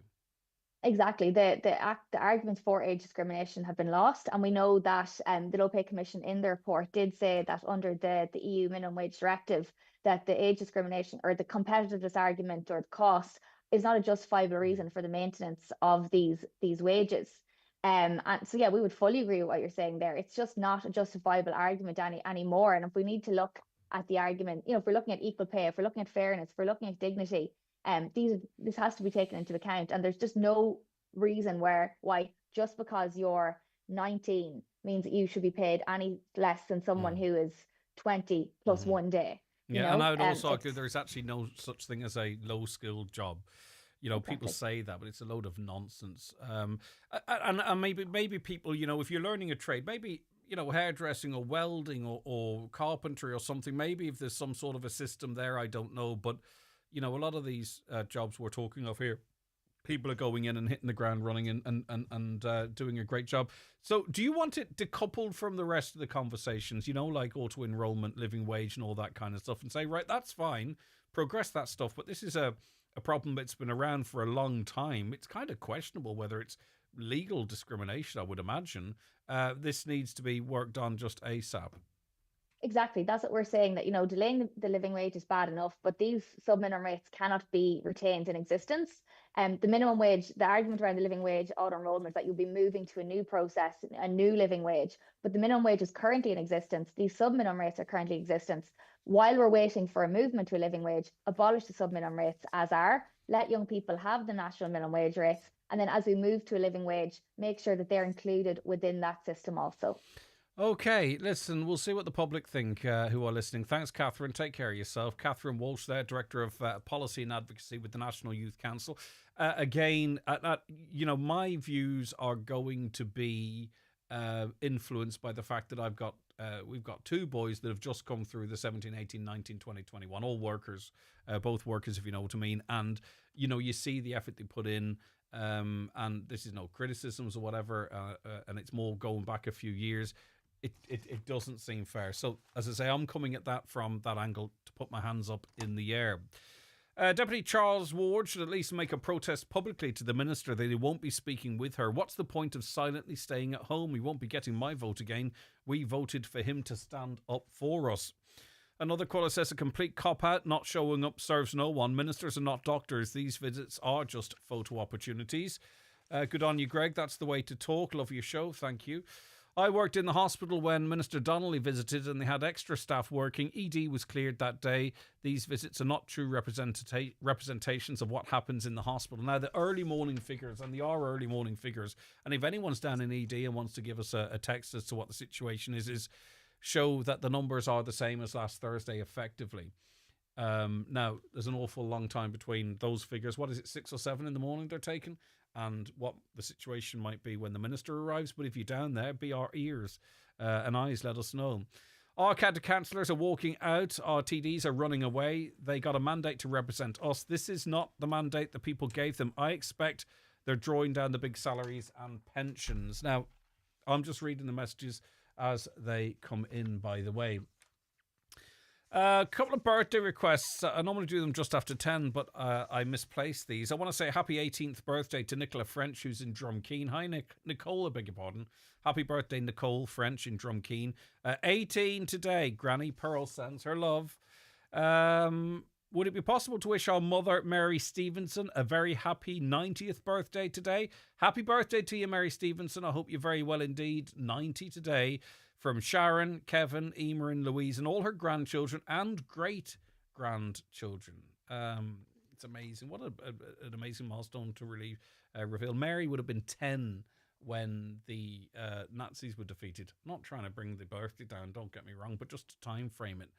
Mary would have been 10 when the Nazis were defeated. That's remarkable age to reach 90. And in fine fettle, I am sure. It's your chance to CFC save big with CFC Interiors Campsie Derry in our massive £1.5 million stock clearance. We have slashed prices across all departments with up to 75% off across our 3 CFC stores. Our massive £1.5 million stock clearance is now on. Visit CFC Campsie Derry before it all goes. We love better value at Dunnes Stores. Pick up a large bottle of your favourite beer, like Heineken and Peroni 620ml to 660ml range, now just €3. And mix and match 3 for €5 on a range of tasty treats and soft drinks, like 7up Zero 2 litre and Tato Snack 6-pack. Dunnes Stores. Always better value. Terms and conditions apply. Prices subject to deposit return scheme fees. Please drink sensibly. Tom Duffy's Circus is now back in Letterkenny at the Kiltoy Roundabout. The same great location with a new show, new surprises, the Globe of Death and the same unforgettable magic. Don't be confused. The only place you'll see Ireland's favourite circus this weekend is at the Kiltoy Roundabout. Last year's show sold out. Must finish Monday. Don't miss out. Book now at duffycircus.com.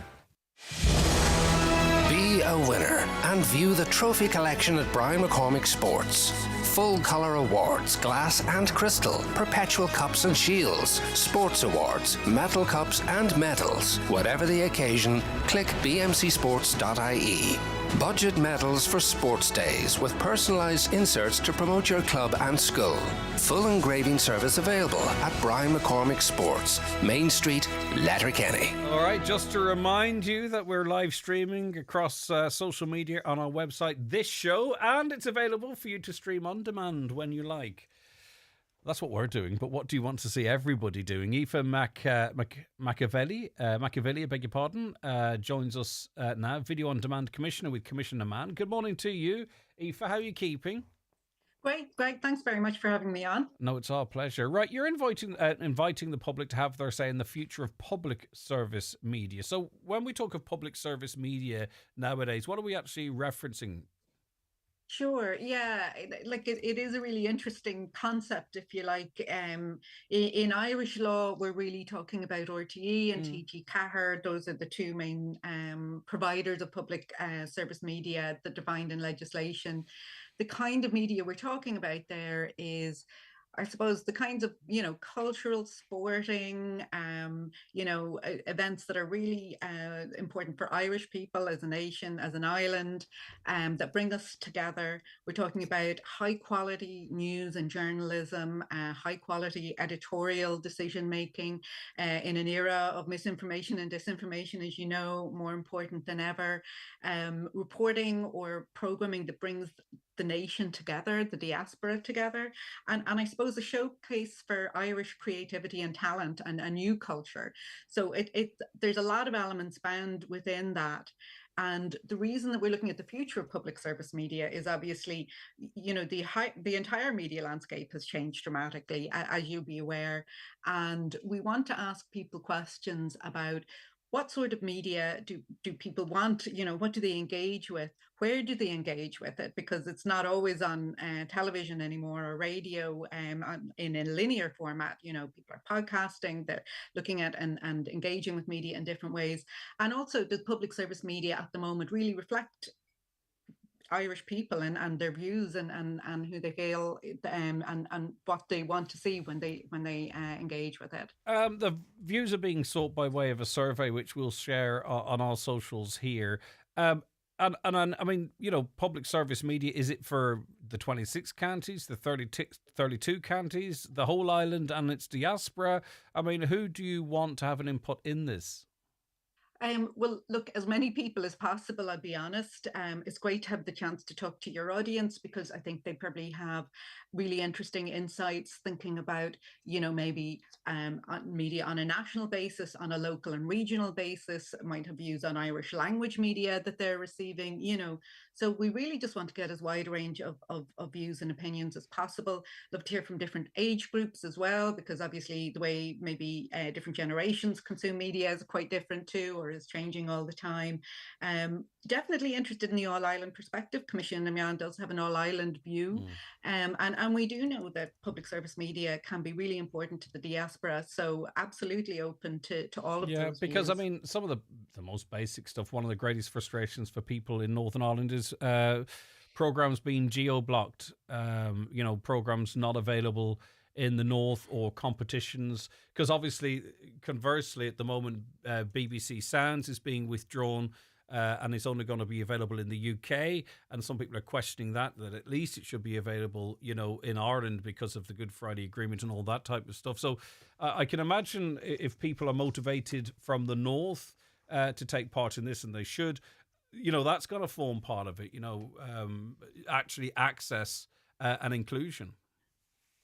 Those are really important themes for sure. I mean, geo-blocking is probably a slightly different issue, but I do think access, inclusion, representation, that diversity of views being presented by public service media, it's actually really important. And when you think about how social media can sometimes be quite polarized, what we want to do with public service media is probably quite different, and we want to bring those views together. So really hearing from different people with different challenges sometimes in accessing and engaging with media is absolutely important. Editorial policy is another issue that comes up on this program from time to time. Is that open for observation? I suppose from our point of view, it's really about the independence of editorial decision making. So, as a regulator, what we want to look at is, for the public service media companies, what are the performance commitments they might set? So, if people, Irish people, want a certain type of media on public service media, if they want to engage with media in different fora, what commitments should we ask from the public service media to deliver on that for audiences, and then assess whether they're delivering it. It's really important, though, that media, whether it's public service media or independent commercial or community radio stations, whatever, that they do have editorial independence. And actually, there's new legislation coming through from the EU which gives us a stronger role in helping support editorial independence. So there's definitely a balance there, because we want to say these are the outcomes, but absolutely important that there's editorial independence in delivering those, and ensuring that we do have a free press, and we do have high quality and journalism. I mean, people want to be assured that if an organisation receives 750 million euro of taxpayers' money, that the ministers who end up being on the programmes every morning or every evening, are and I've no doubt that they are grilled equally to opposition parties and what have you. Also, you talked about information and misinformation. Another thing that comes up on programmes like this is, who's the arbiter of that? Who determines what is misinformation? So if a government minister stands to plinth and says something that is demonstrably untrue, is there a role to provide a counter view to that? Or often it feels like what we're talking about is maybe someone saying that talking about vaccine damage. I'm not getting into those points, if you know what I mean. But again, what our listeners often are concerned about is, who's determining, what is mis and disinformation, and how that is countered. What is the correct info? I know it's a really challenging area, and actually there's been a disinformation a government policy on disinformation was published in the last week, and we'll have a role in supporting that. And obviously, there's huge different, people can have different perspectives on a topic, but accuracy of reporting is something that's absolutely fundamentally important. And that's why supporting high quality journalism and high quality journalistic standards, whether it's in public service media or in independent commercial sector, is really important.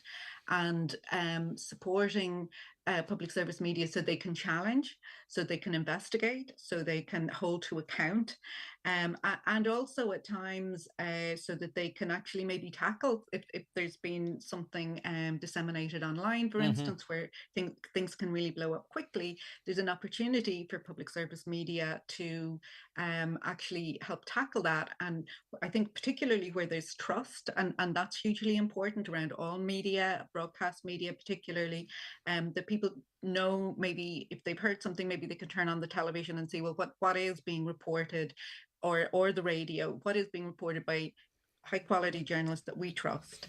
And those are the kind of themes actually that we're looking for people to give us input on. The call for inputs, I should probably say it's on, and thank you for highlighting it on your social. It's on our website, www.cnam.ie, and it's open until the end of May. So there's a real opportunity for people to give their views on these kinds of topics. Yeah, exactly those kinds of topics. How then does it inform change, or not change for that matter? So say, for instance, I don't want to give... I'll just go with the player, right? Say people say the player's too clunky, there's not the right stuff on it, I wish there were more films, or there's too many ads, or I can't rewind or fast forward or whatever. I'm paying for this anyway. So I'll just pick something that's not very controversial.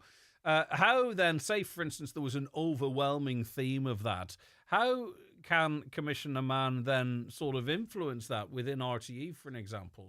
Or as I say, I'm trying to pick a very non-controversial sort of example. The player's probably perfectly fine. It's a really good one around the player, and sort of that point you were making as well about access and meeting people where they are in terms of the types of platforms they want to, if they want to go online and they want that kind of service. So the types of areas that we'd be looking at is, well, what is RTE's performance commitments around technology development? You know, and as you said, there is a sustainable funding model now. They are receiving money through a variety of sources, and if they have the opportunity to invest, where are they investing the money in that kind of technological development that might enhance that experience? And we know they have been over time, but space for more.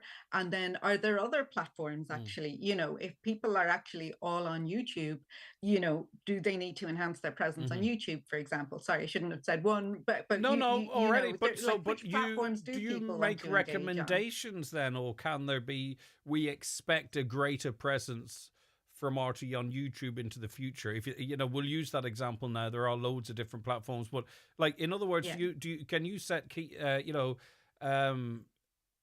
key performance indicators on this stuff? Is it just guidance and you hope that they might follow him? We'll come back to it in a year. I think, you know, we're asking people to engage 15 minutes of their time in this, and I think it's always important to drill down into what might happen with that 15 minutes.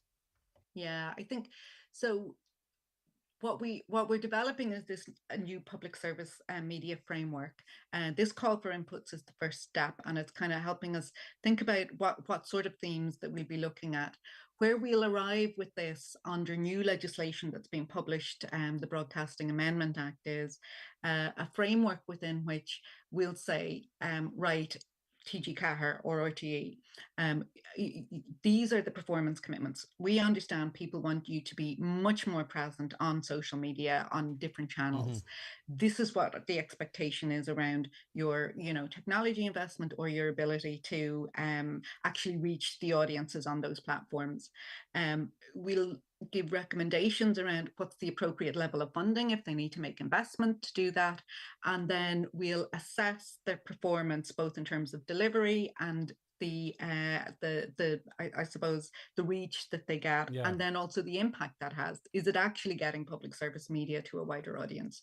So that is the framework within which we'll be able to, you know, set the targets, hold them to account, but also give them, as you pointed out earlier, that independent approach for them to assess how best to do that themselves. Like, they're the experts in terms of operating their services, but they do need to be held to account for what they deliver. Okay, and just remind us of the URL where people can find the survey. Thank Greg. It's www.cnam.ie. So Comisiún na Meán, CNAM. Aoife, thanks so much for your time. Take care. That's Aoife McAvilly, Video on Demand Commissioner with Commission na Meán. Okay. Paul McLaughlin's in the garden with us a little later on, after 11. In fact, if you have any questions for them, please get in touch with us.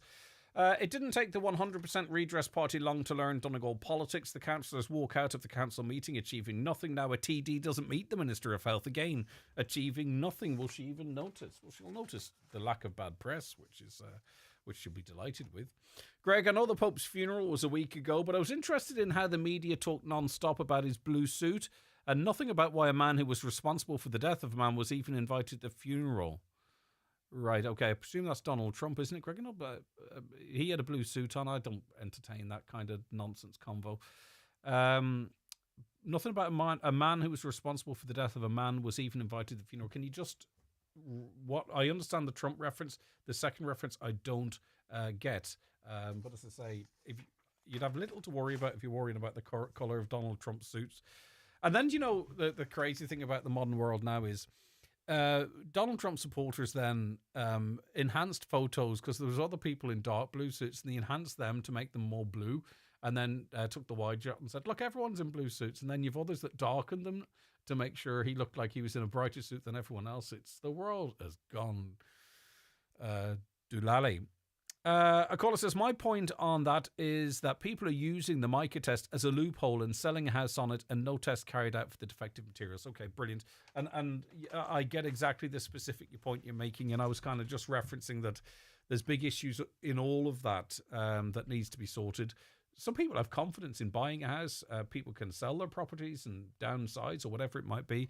We need clarity, and I take your point absolutely. And thank you so much for the follow-up text just to to ram that home. Saturday Rewind with Rory Farrell is coming to you live from Sweeney's Hotel in Dunloe this Saturday from 10 a.m. to 12 p.m. to celebrate the launch of their stunning new ballroom, perfect for weddings and functions for up to 120 guests. Visit from 10 a.m. to 3 p.m. Check out their wedding packages and enter the draw to win 30 free guests for your big day. That's Sweeney's Hotel in Dunloe this Saturday. In Gallarshin, bhuaigh mé go húfásach, ní rá mé ag fiosú. Bíos ag an álu go tapa, bhuaigh mé trína chéile. Crá agus pian fud me chorp. Dul mé isce ach níor bhún mé. An rá mé chun bása á? Duras an ospedéal go raibh sepsis orm, agus go raibh sé pránach. Déitoch sepsis a cheilt tíbhir de ein in outú ag ísir bi. Bí ag fear amach den a cóirí. Breis ólas hse.ie/sepsis. Ná bí aglach ceiste chur, an bhéitoch sepsis a bheith orm. On HSE. It's time to dust off those shades and celebrate the great weather this bank holiday at Centra. With offers like Caro Mico Pizza Company chilled pizzas, 2 for €12. Selected Tato sharing bags, $1.50.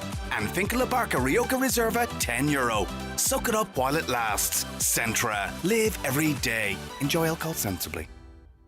The Great Paint event has arrived at Homeland Letterkenny this bank holiday weekend, Friday 2nd until Monday 5th of May. Save 25% of Dulux Easy Care, Final Matte and Soft Sheen interior paints. Santex Masonry Brilliant White Paint 10 litre, buy 2 for €70. Save 20% of all Zinsser products. All this and more in store at Homeland Letterkenny. See homeland.ie. Highland Radio weather updates with McElhenney's. Get set for summer with all new arrivals dropping every week, from fashion to footwear and homeware to cosmetics. Discover more in-store or shop online at mcelhenneys.com today.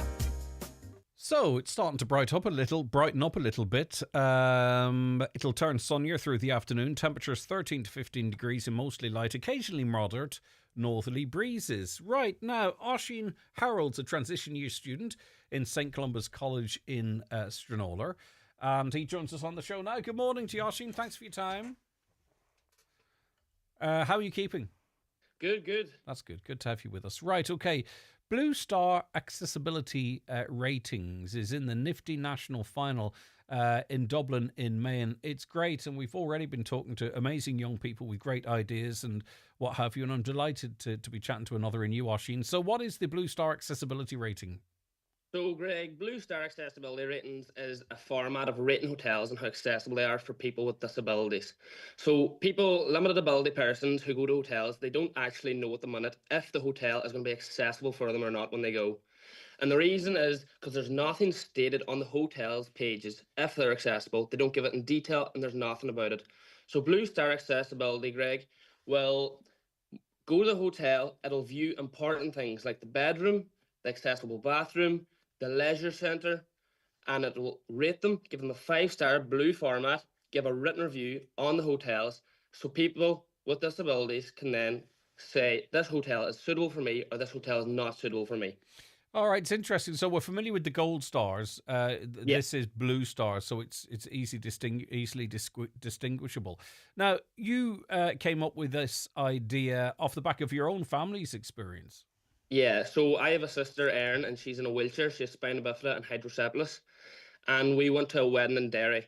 And we did our research. We thought the hotel was accessible, but it was far from accessible. We went there. There were stones in the car park. There was stairs and no ramp. And we're at a wedding. We're dressed up nice. She's in a dress. She's very independent. And we had to carry her up and down stairs many times that night. All right, so there was no facilities there for her. And the stones outside, that's, I presume, in terms of the ease of moving the wheelchair about and what have you. Yeah, so the wee wheels on the front, that'd be very hard. Right, so also you've been looking through Donegal hotels as well, and obviously been able to highlight some deficits there. Yeah, so I've been to 3 hotels in Donegal, one in Ballybofey and one in Letterkenny and one outside. I won't name them because I said I wouldn't. And there's many common issues like disabled bathrooms not having the alarms, or every hotel had the accessible room on the first floor. I asked every single one of them, what would you do in case of a fire? And they said you'd have to go to the stairs.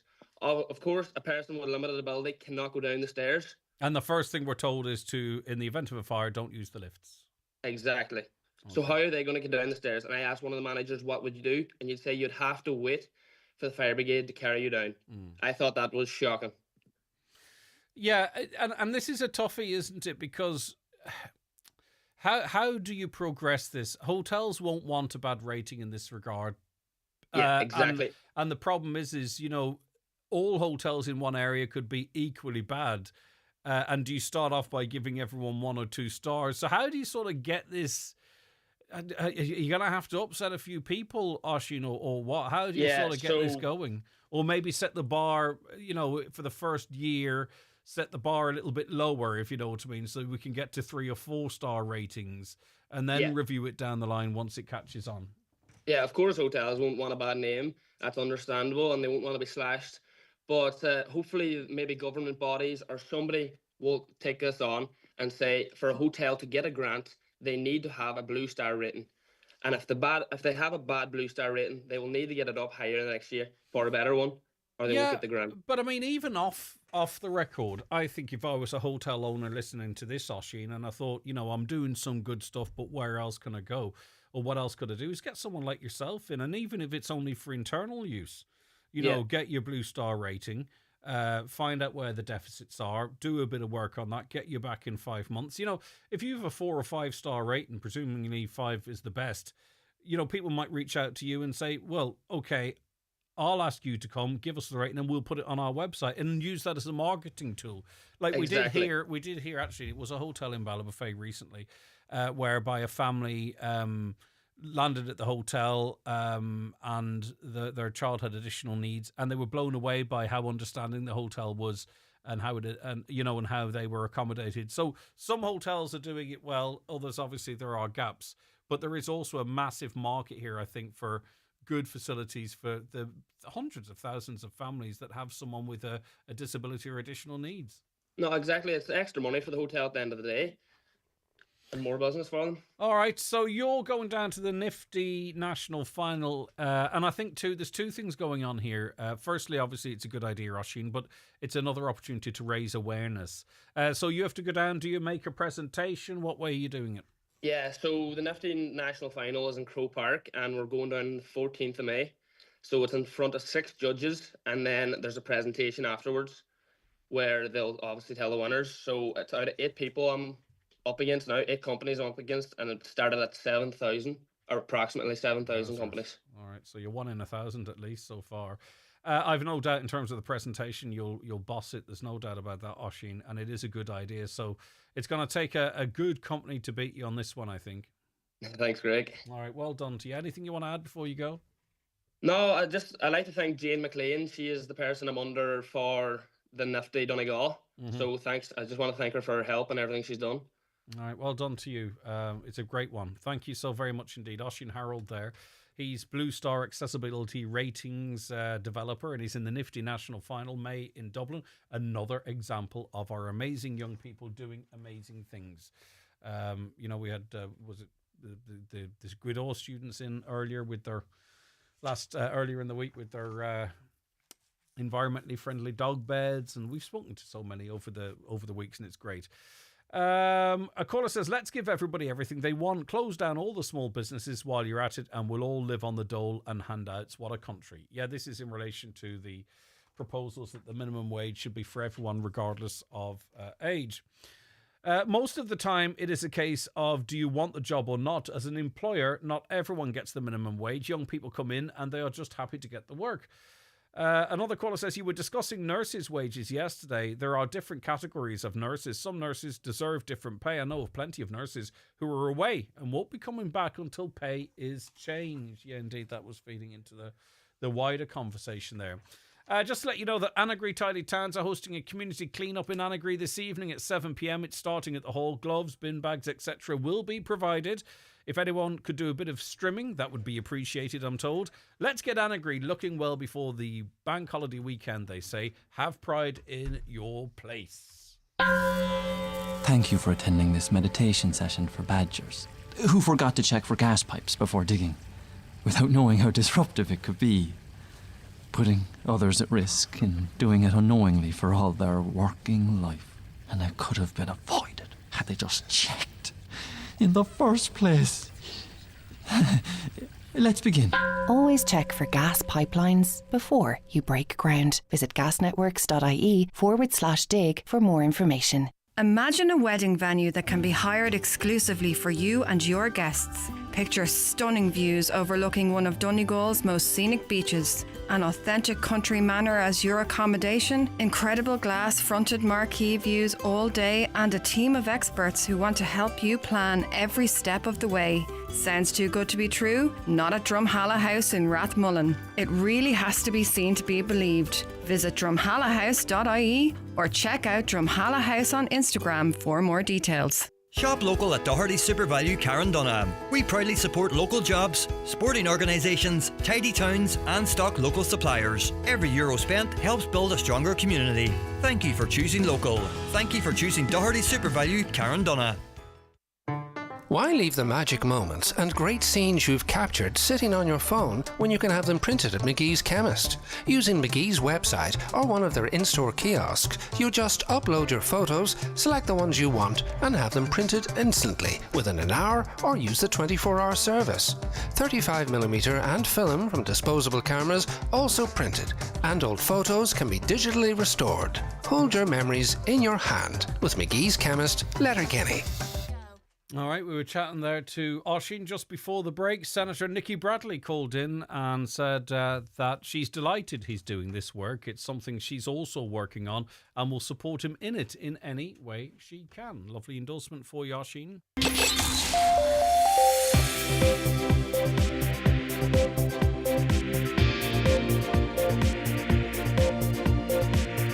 With all the stories that matter across the Northwest, it's Greg Hughes on the 9 to Noon Show on Highland Radio.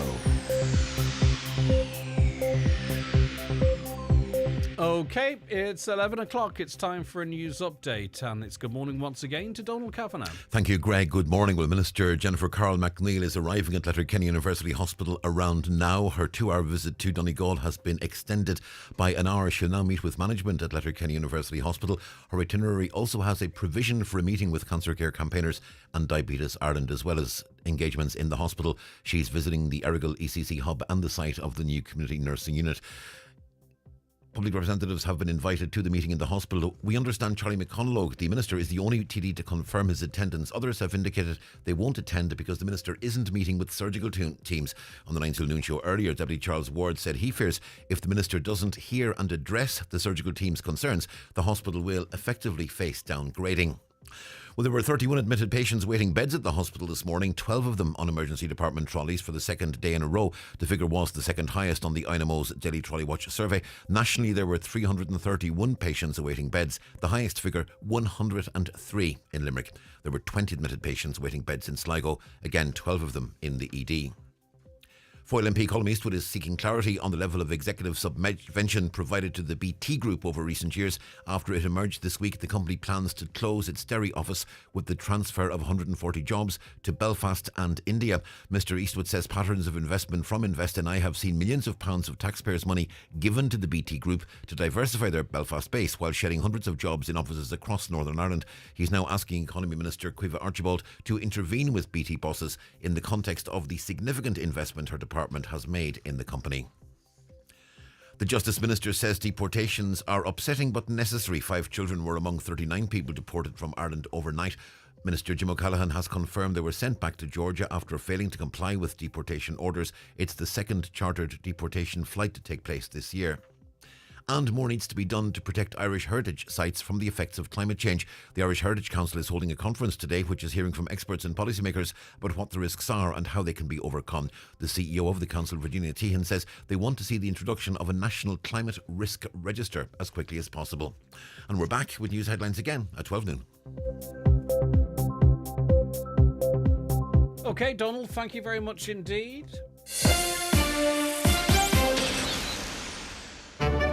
Here's a Maybank holiday weekend offer from Mace that will melt in your mouth. Head into your local Mace and get your hands on a Cadbury Dairy Milk Caramel large bar for only €1. That's Cadbury Dairy Milk Caramel 120 gram for only €1. Happy Maybank holiday weekend from everyone at Mace. Mace, going the extra smile. Offer available 1st to 5th of May while stocks last in participating stores.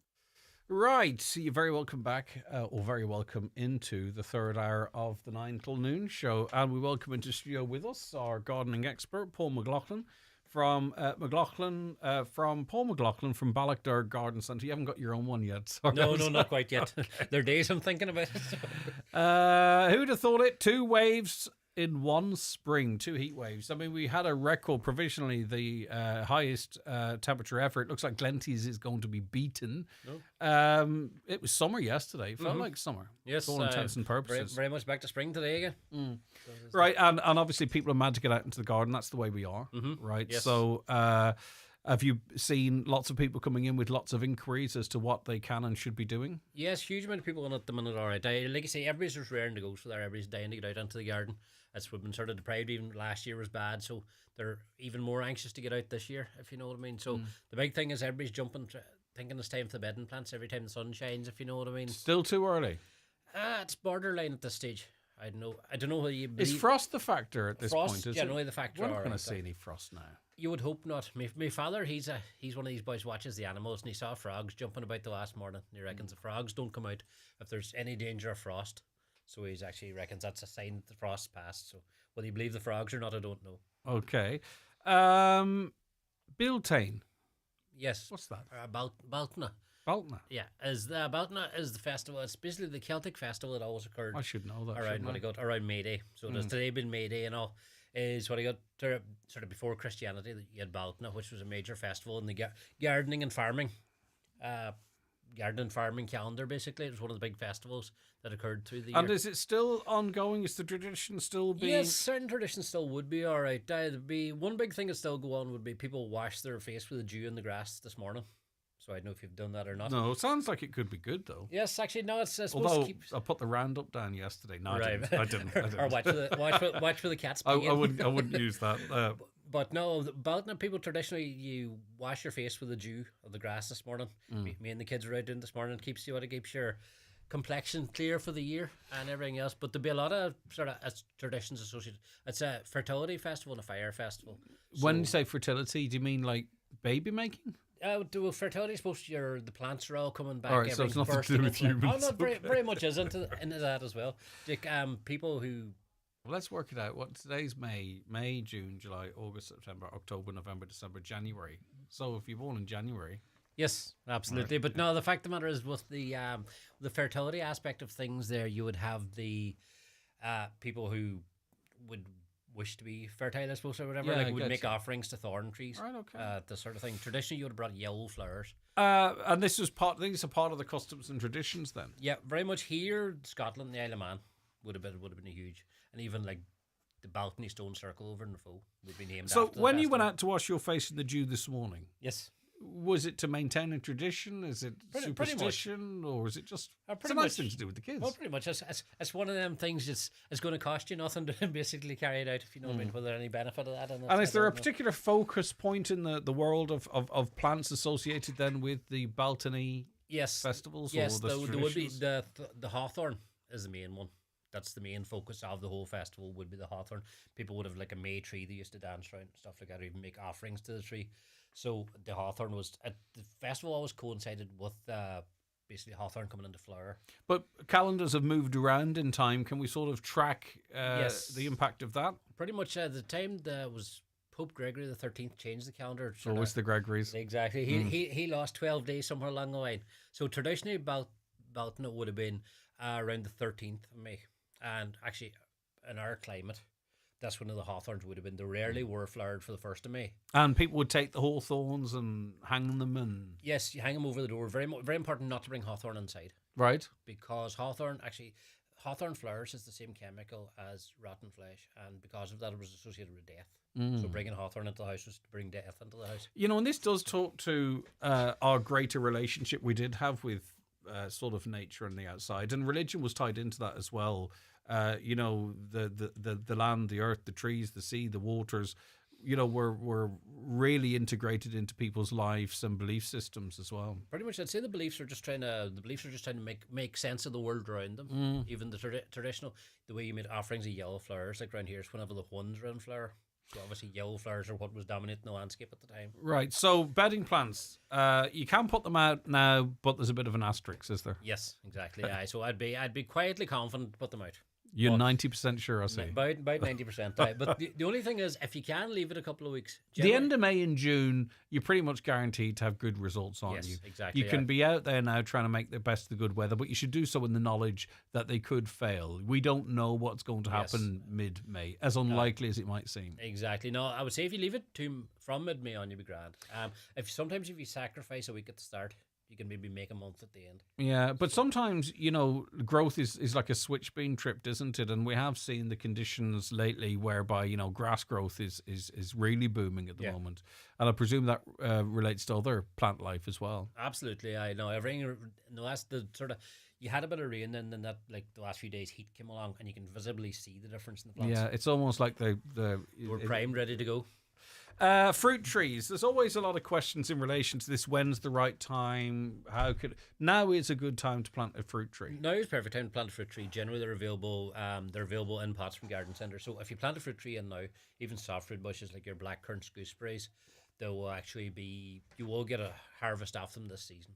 Wow. So it mightn't be huge if you know what I mean, but you still will get something. And when we talk about fruit trees, does that extend to your apple trees and stuff as well? Yes. Or are you talking more the likes of gooseberries? Do people still plant gooseberries? Oh yeah, it'd be very popular for jam and stuff like that. Well, I just like eating them. They're The hairy little buggers. They're a bit bitter.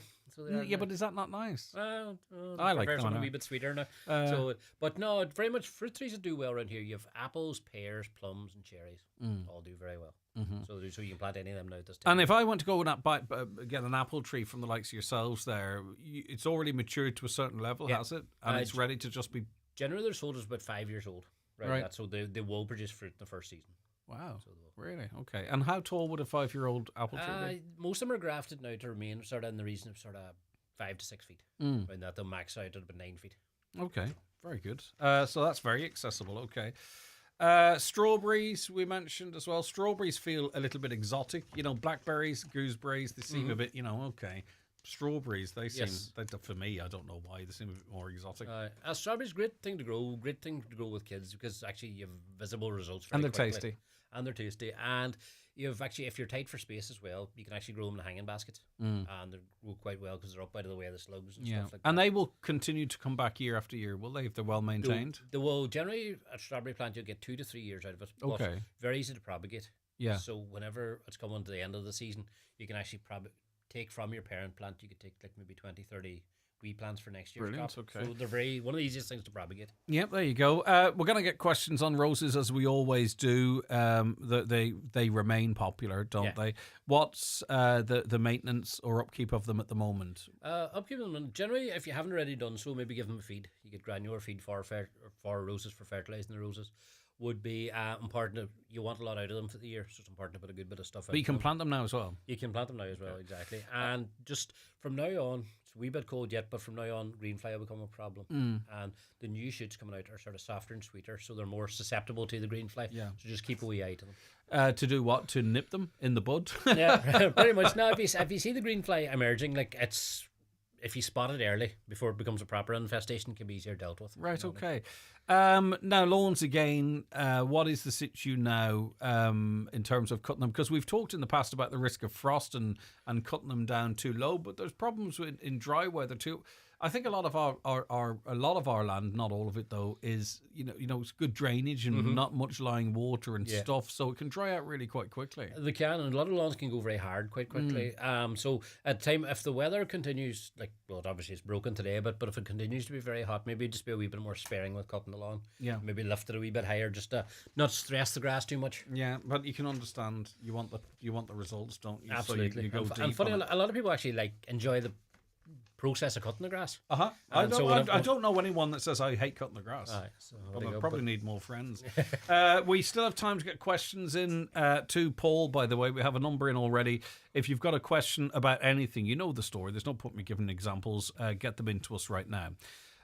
When is the best time to feed a Portuguese laurel, and what do you feed it with? So what is a Portuguese laurel? Portuguese laurel sort of... sorry, they've just spelled it a different way. Okay. It's a slightly more refined version of the common laurel. Generous, nice plant. You have sort of reddish stems almost and sort of smaller leaves. But good enough hedge. Feed it now.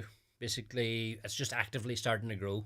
So that'll be a candidate for our friend the poultry manure. Yeah. So it would be. Where do you get that? Sorry. Just any garden centre. It comes in bags? Is it? Buckets, generally. Because it comes in buckets because it stinks, basically. Yeah, So the buckets keep it sealed in better than the bags, if you know what I mean. All right, okay. Yeah, But that, for me, smell means activity and vitality in it. Exactly, yeah. Right. Do you put straw with your strawberries? Apparently it stops them rotting. Is this true?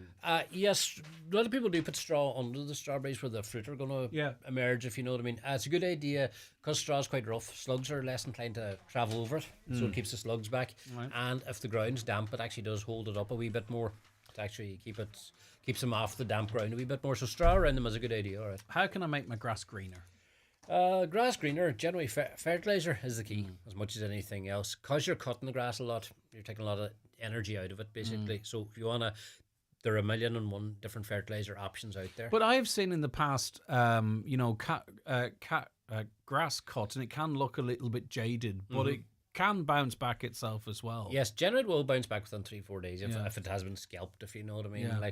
But no, generally bounce back. But generally, if you get advice on it, even you get wee testing kits there, you can see what it's lacking. People are going away from, used to be just throw nitrogen at it, but people are becoming more sort of aware that they're cutting down the amount of nitrogen put into ground, because it's not always that's a problem, if you know what I mean. Exactly. So you can get wee kits that test what Where you're do you get them? Generally, most garden centres would have Right, them. okay, brilliant. So, So it will say you're, I don't know, what I don't even know. it could be lacking lime, it could be lacking sulfur, or something like that, you know. So and you can actually I was going to say sulfur. apply then what it needs, if you know what I mean, rather than just throwing a general. How do you know when garlic's ready for picking from pots? Garlic in pots, generally the foliage on it, the foliage comes up, it's almost like scallions of sorts. Whenever it's actually, you can sort of pick it and use it any time, but whenever the foliage starts to die back, it turns yellow, sort of starts going backwards, like say like a daffodil would have dies back, if you know what I mean. Your garlic has got everything it's going to get from that pretty plant much, and then it's sort of, the plant itself's drying out a wee bit, so then it'll store. The way you see people tie it up and all, so it'll store quite well at that point. Right, okay. But I wouldn't be overly concerned if you want to just pick it and use it this week. Yeah. You can just pick it at any stage. All right, great stuff. I had a man in doing work and he sprayed weed killer on my plants and trees. I have an Acer tree. Acer, yeah. It's not mature yet. What can I do to save it? That stuff carries in the wind. I've had a problem with this before, where someone was doing a bit of weed killing on the 30-year-old tarmac, and whatever way the wind was blowing, it carried it over onto the grass. So it is a real concern. Yes, it can. The likes of an Acer tree, if the leaves were off it, it shouldn't actually be that affected, you would hope. Is that because that's how it might absorb it? That's exactly, it goes in through the leaves. But if it's, it depends on what sort of weed killer they're using. If it's a systemic stuff. Let us know, listener. Get back in touch, because that was a call that just came in. Yeah. Do you know what weed killer it was or what he was using it for? Yes, because if it's systemic, it'll probably go into the plant and probably not a lot you can do. Right. And would that kill an Acer tree? If enough got on it, yes, okay. Theoretically. But if the leaves were off it, you might actually be But safe if they enough. sprayed it around the base of it? Shouldn't affect it that badly, Yeah, no. because that might be the case. Yeah. All right, let us know more about that and we can give you a firmer prediction. Is it a good time to plant a hedge, a green beech, and does dead lawn grass help with fertility of them? Green beech generally is a plant people have been familiar with. Generally is available more commonly in the berry season, which goes from November to March. So you're a wee bit late this year in terms of if you want to get them. That they usually are available in garden centres and pots, but it wouldn't be as common for it to be, and generally works out a bit more expensive. So if you're not in a panic, I would nearly wait again until the dormant season, which is sort of from November on. And what can we do with the cottons from a lawn? Because people will have a pile, and actually it's quite, I put my hand into it once, roasting. Yes. Absolutely roasting and gluggy. Yes. It kind of had sort of went into a brownie kind of a mess. I think I saw it steam. I can't remember why I put my hand into it. No, it's quite common. You would see some steaming all right. There was a curiosity to it. Has that any useful function? It sounds to me like it could be very deading, if you know what I mean. Yes. I don't know. A very limited amount of it that's going to sort of rot down in an acceptable time is grand, if you know what I mean. But to put that big lump of slimy mush around it does wouldn't turn be a good, being really slimy, doesn't it? Generally, like that, if you have a hedge that you cut regularly, it's a good idea to put in your, basically for a compost heap, you want sort of a certain amount of woody stuff, like even cardboard does the job, and a certain amount of that nitrogen-rich stuff like the grass cuttings. So it's a matter of getting that balance right so it doesn't go all sort of slimy, if you know what I mean. So if you're putting it around a hedge, I would use a wee bit maybe, but don't leave it in against the trunk of the plant. It can actually rot it a wee bit. Yes, I can imagine. Yeah, Aye. because it is rotting itself. Yes, That's what's happening. exactly. This is the kind of question I might ask. Talking about feeding roses, if I do it now and it rains, does it wash all the goodness away, or do I need to feed them again? Yes, no, actually, the rain washing the fertilizer in is actually beneficial. And so you want the actual benefit of the thing to get into the roots, if you know what I mean.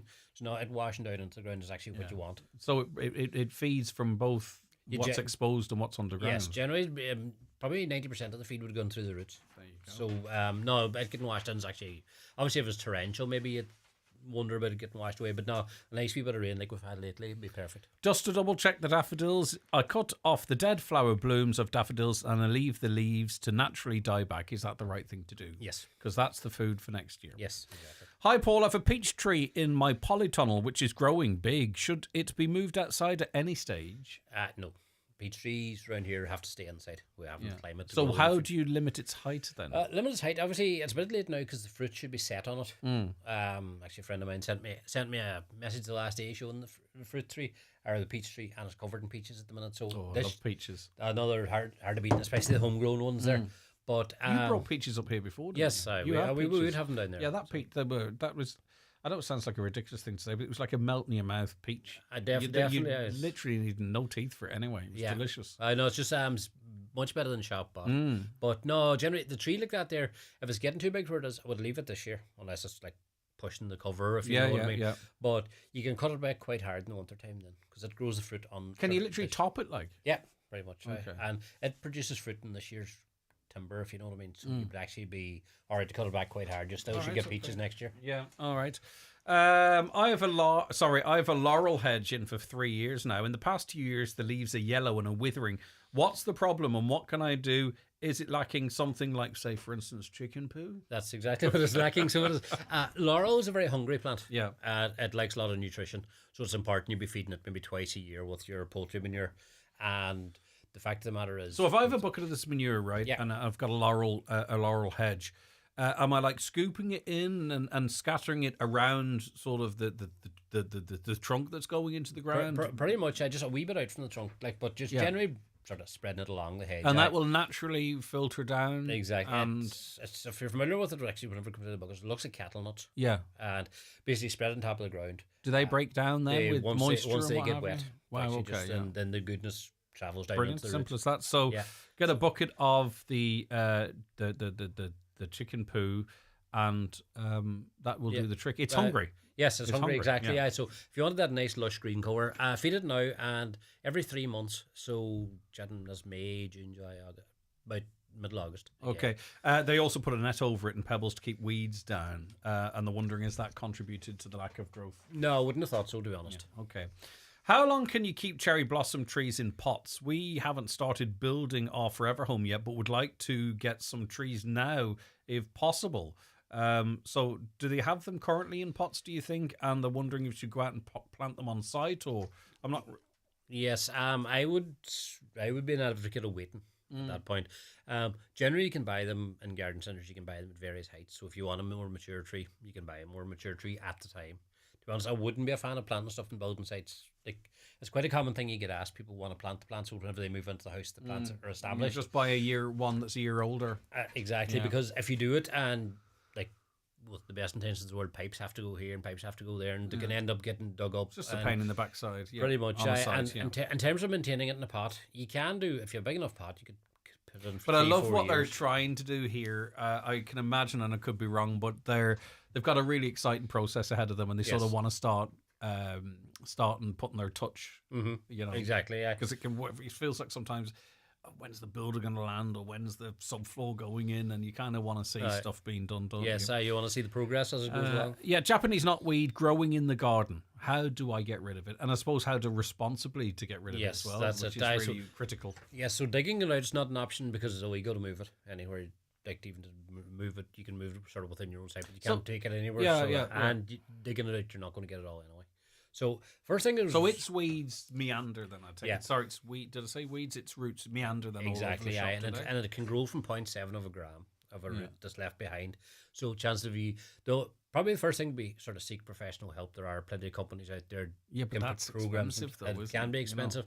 It's, first of all, don't panic. It's not actually as scary as it's made out to be. Yeah. Like in the media, there's always just end of the world Yeah, stuff, you know what I mean? But it's not. So it does respond quite well to weed killer. Obviously, this is one of the cases where there is no real organic alternative Solution. You have to go in there with the big stuff. But basically, apply weed killer, and you probably have to do that 3-4 times. And is that killing it or containing it? No, it'd be actually killing it because the systemic weed killers go into the plant and go down into the roots, and they will kill it off. And that So the chemical will reach all elements of it. exactly. Yeah. So, but it's a case because it's such a strong plant, you could be chatting maybe over the course of 2-3 years. But it can be in quite a concentrated area. You know, Yes. people might not used to like to use chemicals, but the more I don't mean concentrated in terms of the water addition, but in terms of space. You know where you're. Yes, exactly. You're And going at it with. there are actually, because it's a plant with a hollow stem, you do actually, if you want to be super sure that it doesn't get anything else, you can get guns with syringes on them that you actually inject I was in. thinking that while I was listening to you, I was thinking if you were getting a syringe in. Yes, but that's a very, very labour intensive. So it is. Yeah, okay. It's a tough one, but as you say, it's not necessarily the big bad wolf that some would make out. There was a point the conversation was about it literally taking houses down and Yes, stuff. It is dangerous, but I mean, at the end of the day, it can be dealt with. And there are companies out there. It depends on your resources. There are companies out there that will come and do that. Presumably, they'd be licensed to remove it, would they? No, removing it's a very dodgy. It would have to go to a special landfill site. Not generally. I'm just wondering if you're paying someone, maybe. No, generally they'd be treating it on site. Okay, But right. moving it's not a problem. It's a kind of a no-no. Mossy lawn. I think people should be patient. Give the lawn plenty of light. Try and get rid of shadows and stuff. Yeah. And see how it goes. Yes. Generally, it's part of that sort of what happens during the winter. Like if there are a pile of leaves lying on, someone like that there, and with the moisture's being retained on it, even just cleaned up a few times over the winter helps to reduce it a bit. Otherwise, if you have a lawn or a very mossy lawn, scarifier would be the main one. It'll pull out a lot of the moss. Then if you overseed it, you're removing the population of moss. So when you're seeding, will the seed just take sitting on the surface? Is there anything? So say you distribute grass seed. Is there anything you have to do after that?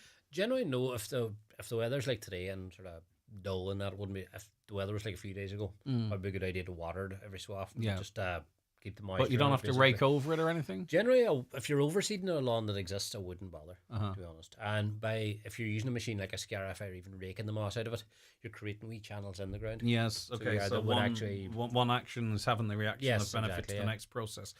All right, brilliant stuff. Paul, thank you very much. Any questions we didn't get to today, we'll carry over. But as I say, it's a good time. If you're determined to go out and start doing your bedding now, you can, but be of the knowledge that there is certainly a potential risk. Yes. I would say that risk is 0. You are at 90%. Oh, I was the aiming difference between your minimal. view and mine Yeah. is you're a professional and I'm an idiot. No, so I would take your advice. All right, Paul, listen, thanks very much indeed. Paul McLaughlin down at Ballagher Garden Centre. They're just down the road from us here. You can call in and ask any questions, bring photos. He might even go on bloody Google Maps. You never know. Paul's pretty dedicated to his craft. And also, of course, there's loads of brilliant garden centres around our region as well. And they're all equally as friendly and have got great people like Paul working in them. Paul McLaughlin, thanks so very much indeed. Get the Irish Daily Star today for your free 12-page Punchestown Festival pullout with all the top tipsters in our stable ready to get you first past the post all week. The Irish Daily Star, #1 for racing, #1 for you. Ahead of the busy summer season, why not have your children's eyes checked at Inish Eye Care in Carndonna and Buncrana? Right now, when you buy one pair of children's glasses, you'll get a second pair free. Some terms and conditions apply. To see the full range of children's glasses available, call into Inish Eye Care at Carndonna Shopping Centre or Ardravin Square, Buncrana. Celebrate your love at the award-winning Villa Rose Hotel and Spa Ballybuffet. The elegant Cadbury Suite hosts up to 300 guests with a private garden and romantic stone cottage for unforgettable wedding photos. Experience exceptional service that turns your dream wedding into reality. Visit villarose.ie to start planning. Highland Radio Time Checks brought to you by EirGrid, the operator and developer of Ireland's electricity grid. EirGrid, powering up communities, powering up Ireland. The time is It is 27 minutes past 11 on this Thursday morning. Now, 91% of people believe Irish society has failed to address child sexual abuse. Julie Brown is the Deputy CEO of 1 in 4 and joins me now to talk about this a little further. Julie, thank you so much for your time. Good morning, Greg, and good morning to your listeners. So what view is that 91% expressing, I suppose, in more detailed terms, Julie? Well, I suppose the key issue is that in the CSO figures of 2022, unfortunately, the rates of child abuse in our society have increased, and we now have 29% of people who have experienced sexual violence in childhood, and really alarmingly, that rises to 41% among the 18 to 24 age group. So part of my guess would be that they're looking at the statistics and thinking this is an issue that's getting worse.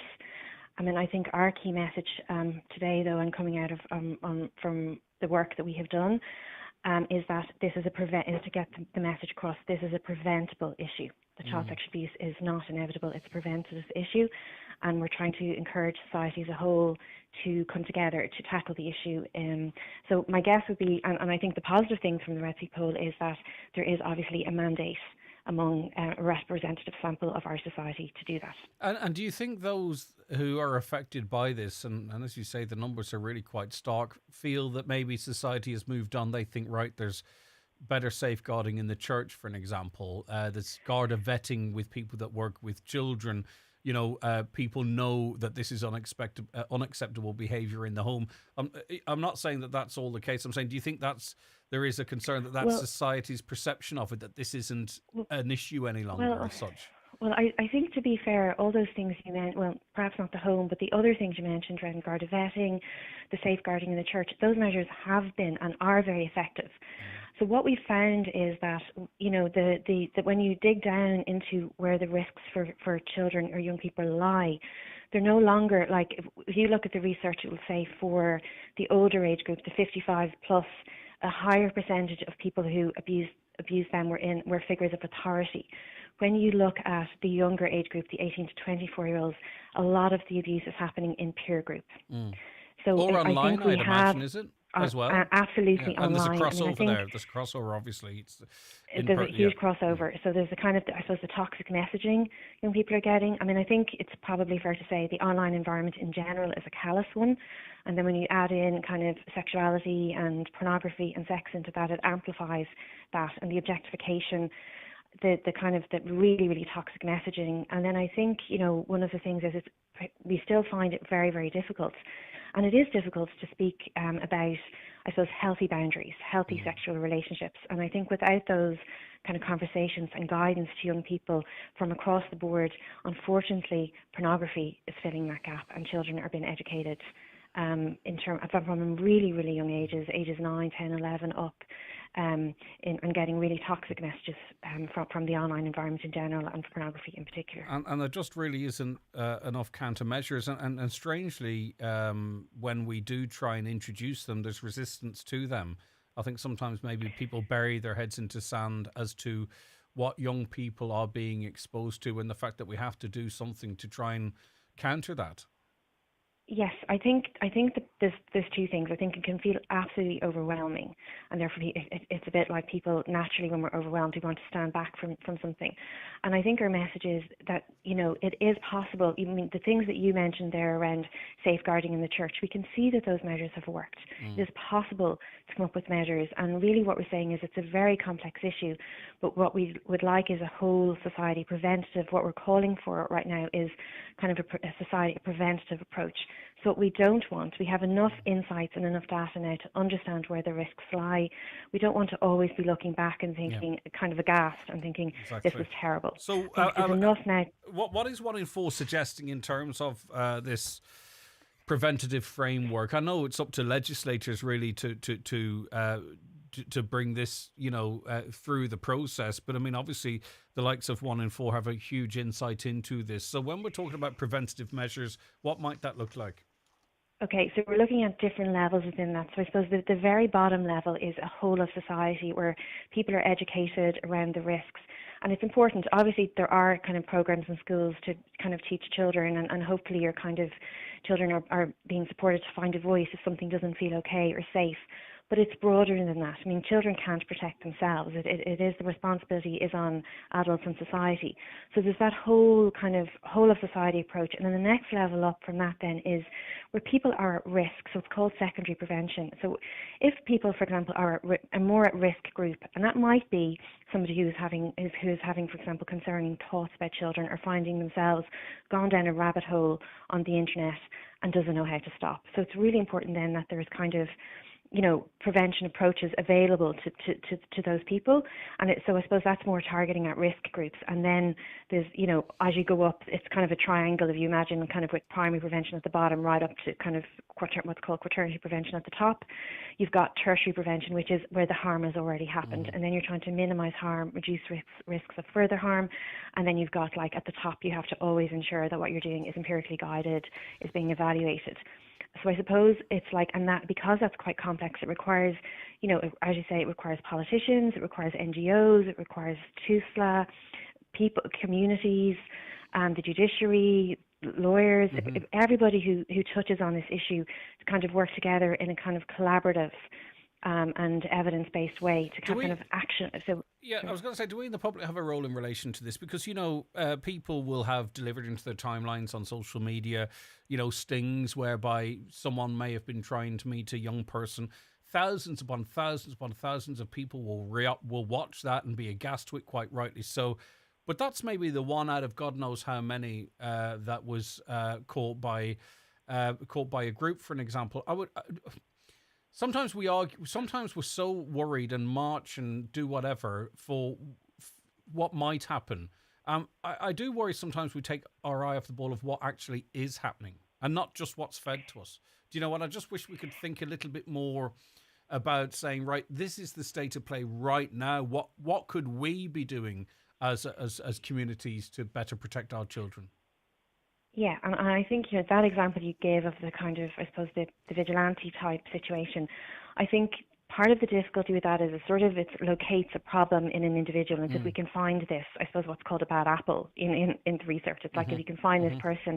The problem with that is it locates this very, very complicated and complex issue in one, systemic issue actually, in one individual, and it gives a kind of a false sense of, you know, throw them out and that will solve the problem. Yeah. Really, really what we need, I mean, I think what's quite sad is that the vast majority, you know, when we say disclose, what we mean by that is that an individual who's been abused or harmed in childhood has told just one individual, one other person. It doesn't mean that they've told the police or authorities, just told one person that this has happened.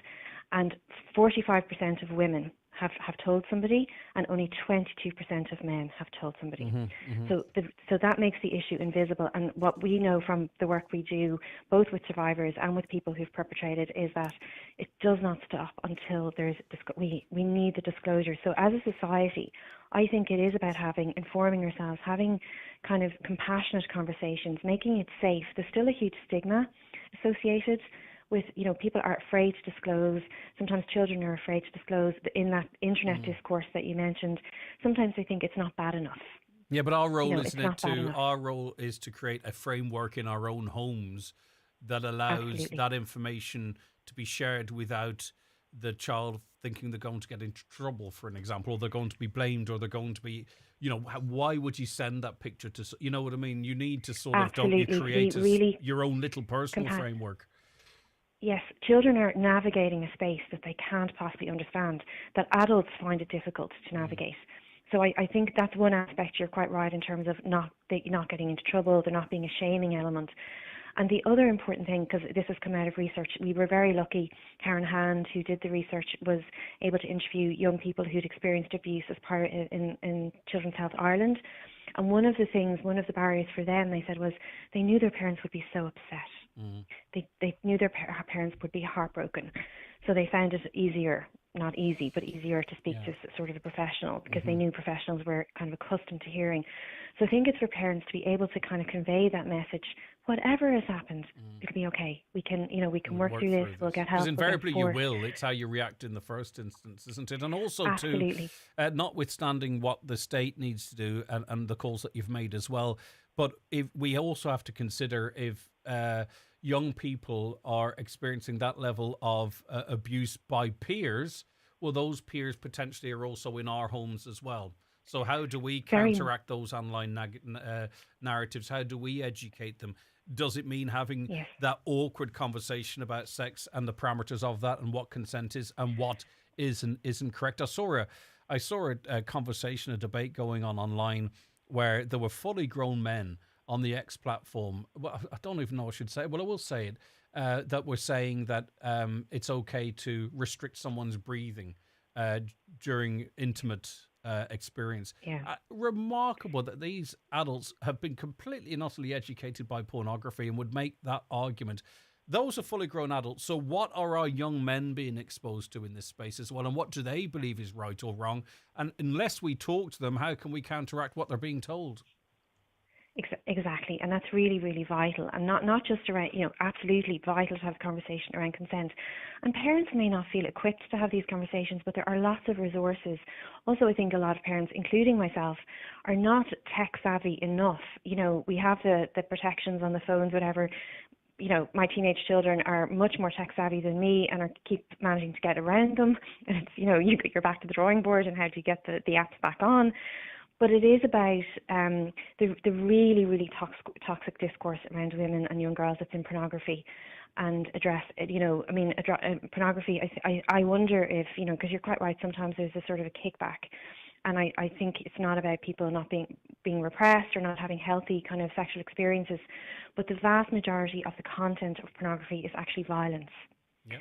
Like, marked violence, and the truth is male to female directed. Yeah, for sure. And the truth is, if there wasn't such a resistance from fully grown adults, we would already have a system whereby you would have to have ID to access that pornography. But it's actually the resistance is coming from adults who are afraid, firstly, of being identified themselves accessing this stuff or not wanting to share that information. Sadly, I'm sorry, I'm going off on a tangent here, Julie, but I think it is all part of the one thing here, and especially when young people are victims. Are victims. Yeah. Okay. 1 in 4 is there to support people as well, of course, Julie, as well as advocating and campaigning, which has sort of been what we've been talking about so far. But you talked about the importance of telling another person or sharing or seeking help, and 1 in 4 has that role too, of course. Absolutely. If you're, a survivor, please, lift the phone. We recognise it's a very difficult call to make. You'll be met with warmth. People will go at your pace. It's as I said, that sometimes the hardest thing is kind of lifting the phone, and you will get a warm response. And if you've been upset by any of this conversation, please, if you're one of the almost 80% of men or 55% of women who hasn't been able to make that call yet, help is available. Do it today. Okay. All right. Thank you very much indeed, Julie Brown, Deputy CEO of 1 in 4. Hi, Anne-Marie McDevitt here, letting you know about my brand new show, Amplify, which will broadcast here on Highland Radio, kicking off this Saturday, May the 3rd, from 11 p.m. to 1 a.m, where I will be bringing you the best of music from the 80s, 90s and noughties. So drop that into your diary. Amplify with Anne-Marie McDevitt, Saturday, 11 p.m. to 1 a.m, only on Highland Radio. Easy Living Furniture annual roadshow sale has been extended but must end this bank holiday Monday. Absolutely everything has been reduced across all departments, including sofas, dining, bedroom mattresses, and even our new garden furniture collection. Plus, we're offering interest-free finance, making it even easier to shop for the home of your dreams, and free delivery on all garden furniture orders. It's the last weekend to save at Easy Living Furniture, Crescent Link Retail Park, Derry. Minister calls emergency TB summit. In this week's Irish Farmers Journal, Minister Hayden prepares to unveil new TB eradication programme. We reveal Arrivo's earnings rise by 13.5%. Crunch meeting of mart managers over credit. We talk to farmers who are waiting over a year for their acres payments. Why are sheep numbers in the West plummeting despite record prices? Green diesel price hike. Key deadline approaches for cap-based scheme. Plus, we talk to two brothers encouraging farmers to take charge of their health. All inside this week's Irish Farmers Journal. Hey everyone, it's Sinead Black here, and I'm excited to invite you to my CD launch at the Plaza Ballroom, Buncrana on Wednesday, the 7th of May. I'll be joined by a full live band and special guests Mick Flavin, Glory Tira contestant Jack Larry,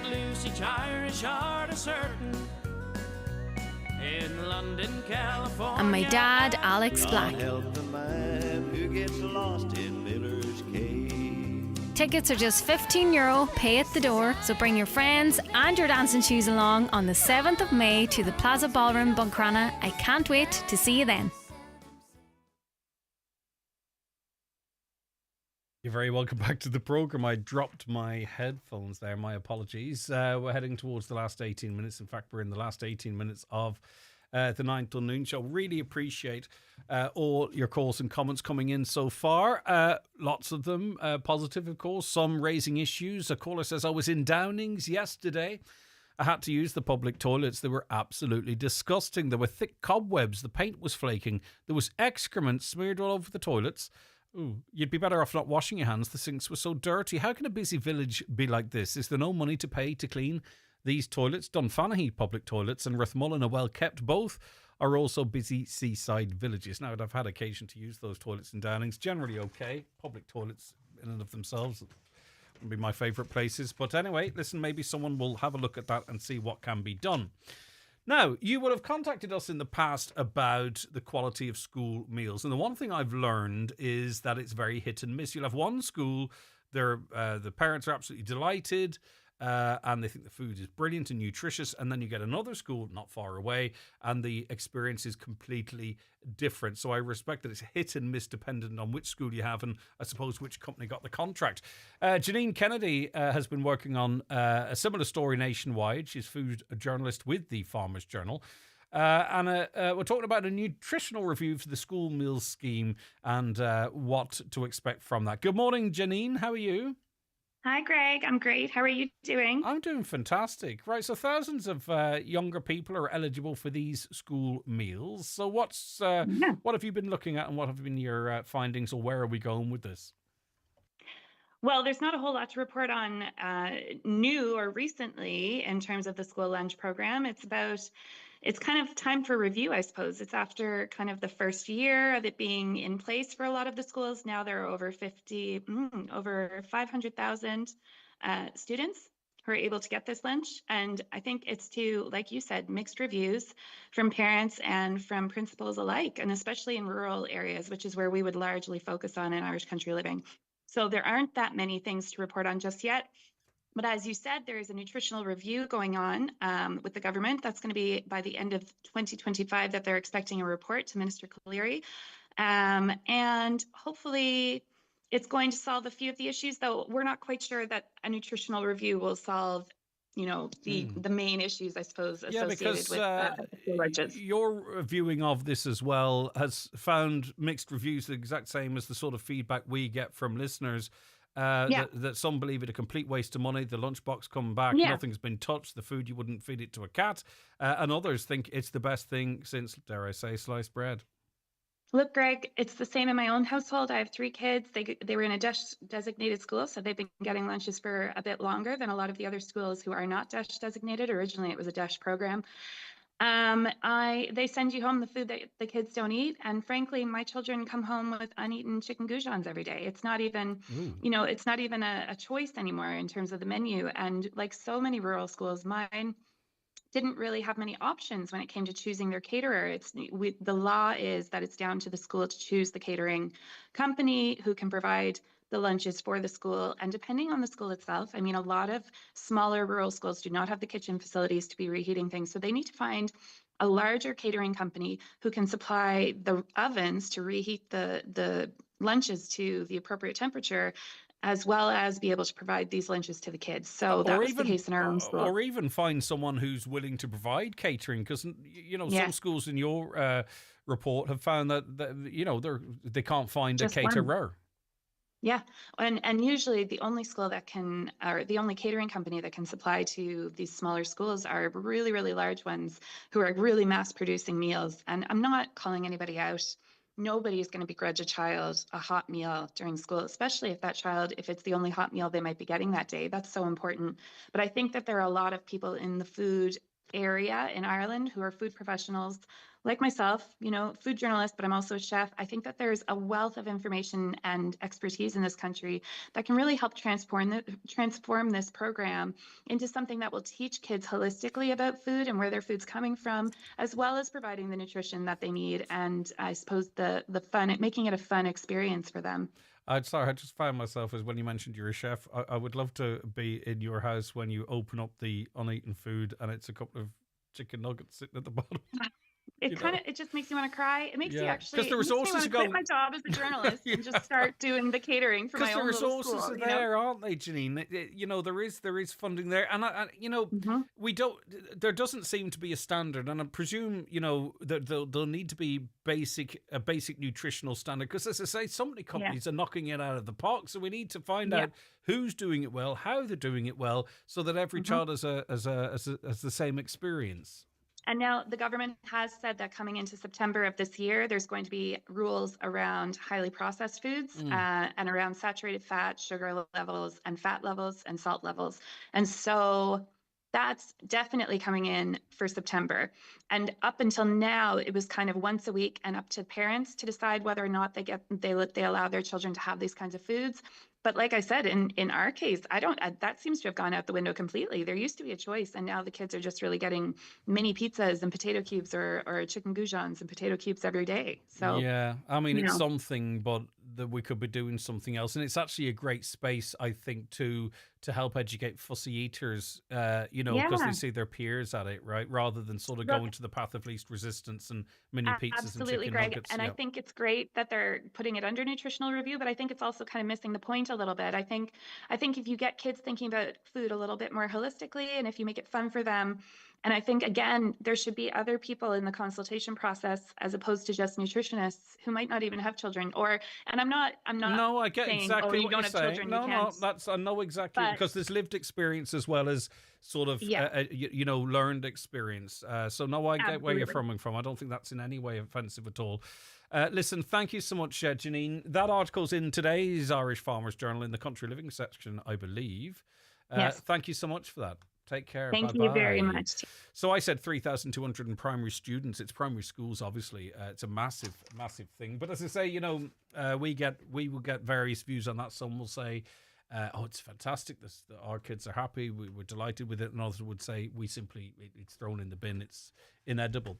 All right. So I think, is it comments we'll finish up with, shall we, Caroline? We'll take a break, come back with the weather, and then we'll catch up on some of the messages that have been coming in from you throughout the course of this wonderful Thursday morning.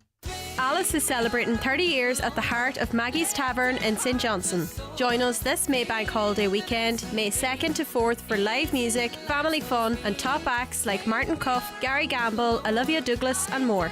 Full details on Maggie's Tavern Facebook page. Every decision, moment, and experience has shaped who I am today. I still live at home with the support of a wonderful team who provide home care with respect for who I am, empowering me to live my life my way. Your life, your way. Visit dovita.ie. For expert advice to help you feel well and stay well, call to our friendly team at Brennan's Pharmacy Letterkenny. Choose from quality nutritional ranges like NutriBurst, Dr. Claire and Together Health. Easy free parking across from Costa at the new Dunn stores. We want to help you live well and stay well at Brennan's Pharmacy Letterkenny. We're here for you. Highland Radio weather updates with McElhenney's. Get set for summer with all new arrivals dropping every week from fashion to footwear and homeware to cosmetics. Discover more in-store or shop online at mchelhenneys.com today. Okay, I've been sitting here looking out the window throughout the course of the morning whilst listening intently to our guests, of course, and things are beginning to improve, and they will improve further in the afternoon. We're going to have a sunnier afternoon. Temperatures 13 to 15 degrees and mostly light, occasional moderate breezes. And we're doing okay for the weekend. Temperature's not fantastic, but dry weather, which is good, isn't it? Fresh food every day, fried food no more than once a week, and the processed food no more than once a month. Is that what you think should happen, or is that what does happen? Spain has introduced new regulations to improve the health of school meals. Our government needs to take action on this. Yeah, fingers crossed, because there is a review coming up. Hi there. Are many disability toilets that you can't get into without a wheelchair and the door may open in? Thank you. Okay, there are many disability toilets that you can't get into. Yes, indeed. And I've noticed this in premises more so, whereby, you know, and I kind of naively, and I think I referenced this on the show before, that you know, there's three doors. There's a men's, a women's, and then there's a door for wheelchair users. And you don't go in. I haven't gone in, but I did happen to be out with someone in a wheelchair, and the toilet had the sign on the outside of the door, but it was in no way wheelchair accessible. In fact, actually, for someone in a wheelchair trying to use it, it would have been humiliating, I would argue. Interesting that our prisoners are already full. Our prisons are already full and crime is increasing. Where are the new offenders going to go? Well, they'll find a way. They'll release that. Well, what generally happens, or what's happened in Britain, is they release people early to make the space, don't they? I qualified as a healthcare assistant recently. The going rate for the job is €13.50. Down the country, it is €17 or €18, and for the HSE. The pay for healthcare assistants is absolutely scandalous, and that was part of the ESRI's findings, that, you know, fully qualified people are on the minimum or not far above the minimum wage. A caller says Downings is lucky to have toilets. In Creaslow, we have to find a pub or a shop. Yeah, indeed. Biddy O'Barnes. It's a wonderful spot, isn't it? And it's always so busy. We've pulled in a couple of times, and it's always, I suppose, at peak time Sunday afternoon. And we've been driving, and we said, right, we'll see what the crack is in Biddy's. And it's always so blooming busy. It's so successful. But somebody's decided to borrow their beloved Guinness toucan, usually found in the shed at Biddy's. The toucan's been part of the pub for many years, and they'd really love to see him back where he belongs. They've got cameras, but they'd much rather he was just returned and there'll be no questions asked. He was happy here, minding his own business, and let's get him home. Right, so maybe someone was play acting here and took it with them, and it could be on the back of a bus or something. If you know where the toucan is, they want it back, and they have video evidence, but they prefer just to sort it out. It's not gone home. It's knocking about the place. So do you know where Biddy's toucan is? You can let us know. We'll let them know. Or in fact, we can be an intermediary, drop it out here, and we'll drop it down to them, something along those lines. There are only 13 waiting in the ED today. This is because the health minister is here for a visit. This is not the norm. Staff are always under pressure and run off their feet. How can it be empty today? Well, I double check this because I do like to do my research. And there was a similar number in the ED last Thursday. Now, I didn't compare consecutive Thursdays. Now, these are early morning figures. It'll be very interesting to see what it's like at midday. The minister's down there now to see what the crack is. Hi, Greg. A big frustration for people is that these iPass centres are exempt from planning, so local residents have no voice in relation to the impact these developments will have on the local area. They are and they aren't at times. The majority of the 15 or 16 applications for iPass centres across the county, including Ramelton, by the way. I couldn't find out what the situation with Ramelton, but there was an application, a Section 5 exemption sought for a location in Ramelton. There is no iPass centre planned for Ramelton, just to clarify that. I just couldn't get clarification on that. But the council has rejected the majority of these Section 5 exemption applications. So to say they're exempt from planning, in the majority of cases they are not exempt from planning. I think there was one in Letterkenny and one elsewhere that was deemed to be exempt. Hi, Greg. Ordinary people are realising that enforced change without consent is being forced upon them, that our councillors are complicit in it and supportive of unlimited mass immigration. Okay. Greg, in relation to electricity, my electricity renewal is up. So I shopped around. All variable rates are more or less the same. Only one is giving a fixed rate for a year at 28 cents. The variable rate is 25 cents, so there is no real difference. Plus, has anyone looked at the cost of shopping lately? Every week it's increasing. Yep, there's a problem in shopping around when there's no competition in the market. That is the case. So anyone got any electric companies they're offering better than 25 cents? At this point, I wouldn't be locking myself into a fixed rate because things look like they're going to calm down. It might take a while, but things look like globally they're going to calm down. And you have lots of gas and oil being produced or expected to be produced. So I would be edging my bets and sticking with the variable if it were I. I had an interesting conversation with a contractor yesterday who told me last week for the first time in years he was undercut for a job. Are we facing into the beginning of the end of cost inflation? Oh, I don't know. I would know of people that have got prices, and I'm not sure if they're... I think sometimes people price them out of stuff. So I said that, didn't I? Recost, Greg, has anyone had their car insurance renewal lately? Mine came in yesterday. Last year, $545, fully comprehensive. This year, $790. What happened to the cost of insurance coming down? Well, listen, I say this time and time again, and then the next day or the day after I get texts from people. Shop around, go to Chill, go to Quote Devil, go to your broker, whatever it might be. I guarantee you will either get $545 or less. Do not be loyal to someone who's trying to shaft you and get your insurance with them again. Please shop around. Let us know if you make any savings. Okie dokie. That's where we have to leave it on the show today. We'll be back with you tomorrow morning at 9, and it's Friday again already, so we'll have the usual fun and conversation, serious and otherwise. So please come back, stay tuned for that. Hopefully by that point we'll have an interview with the Minister for Health. We're going to go down and see how we get on. But that's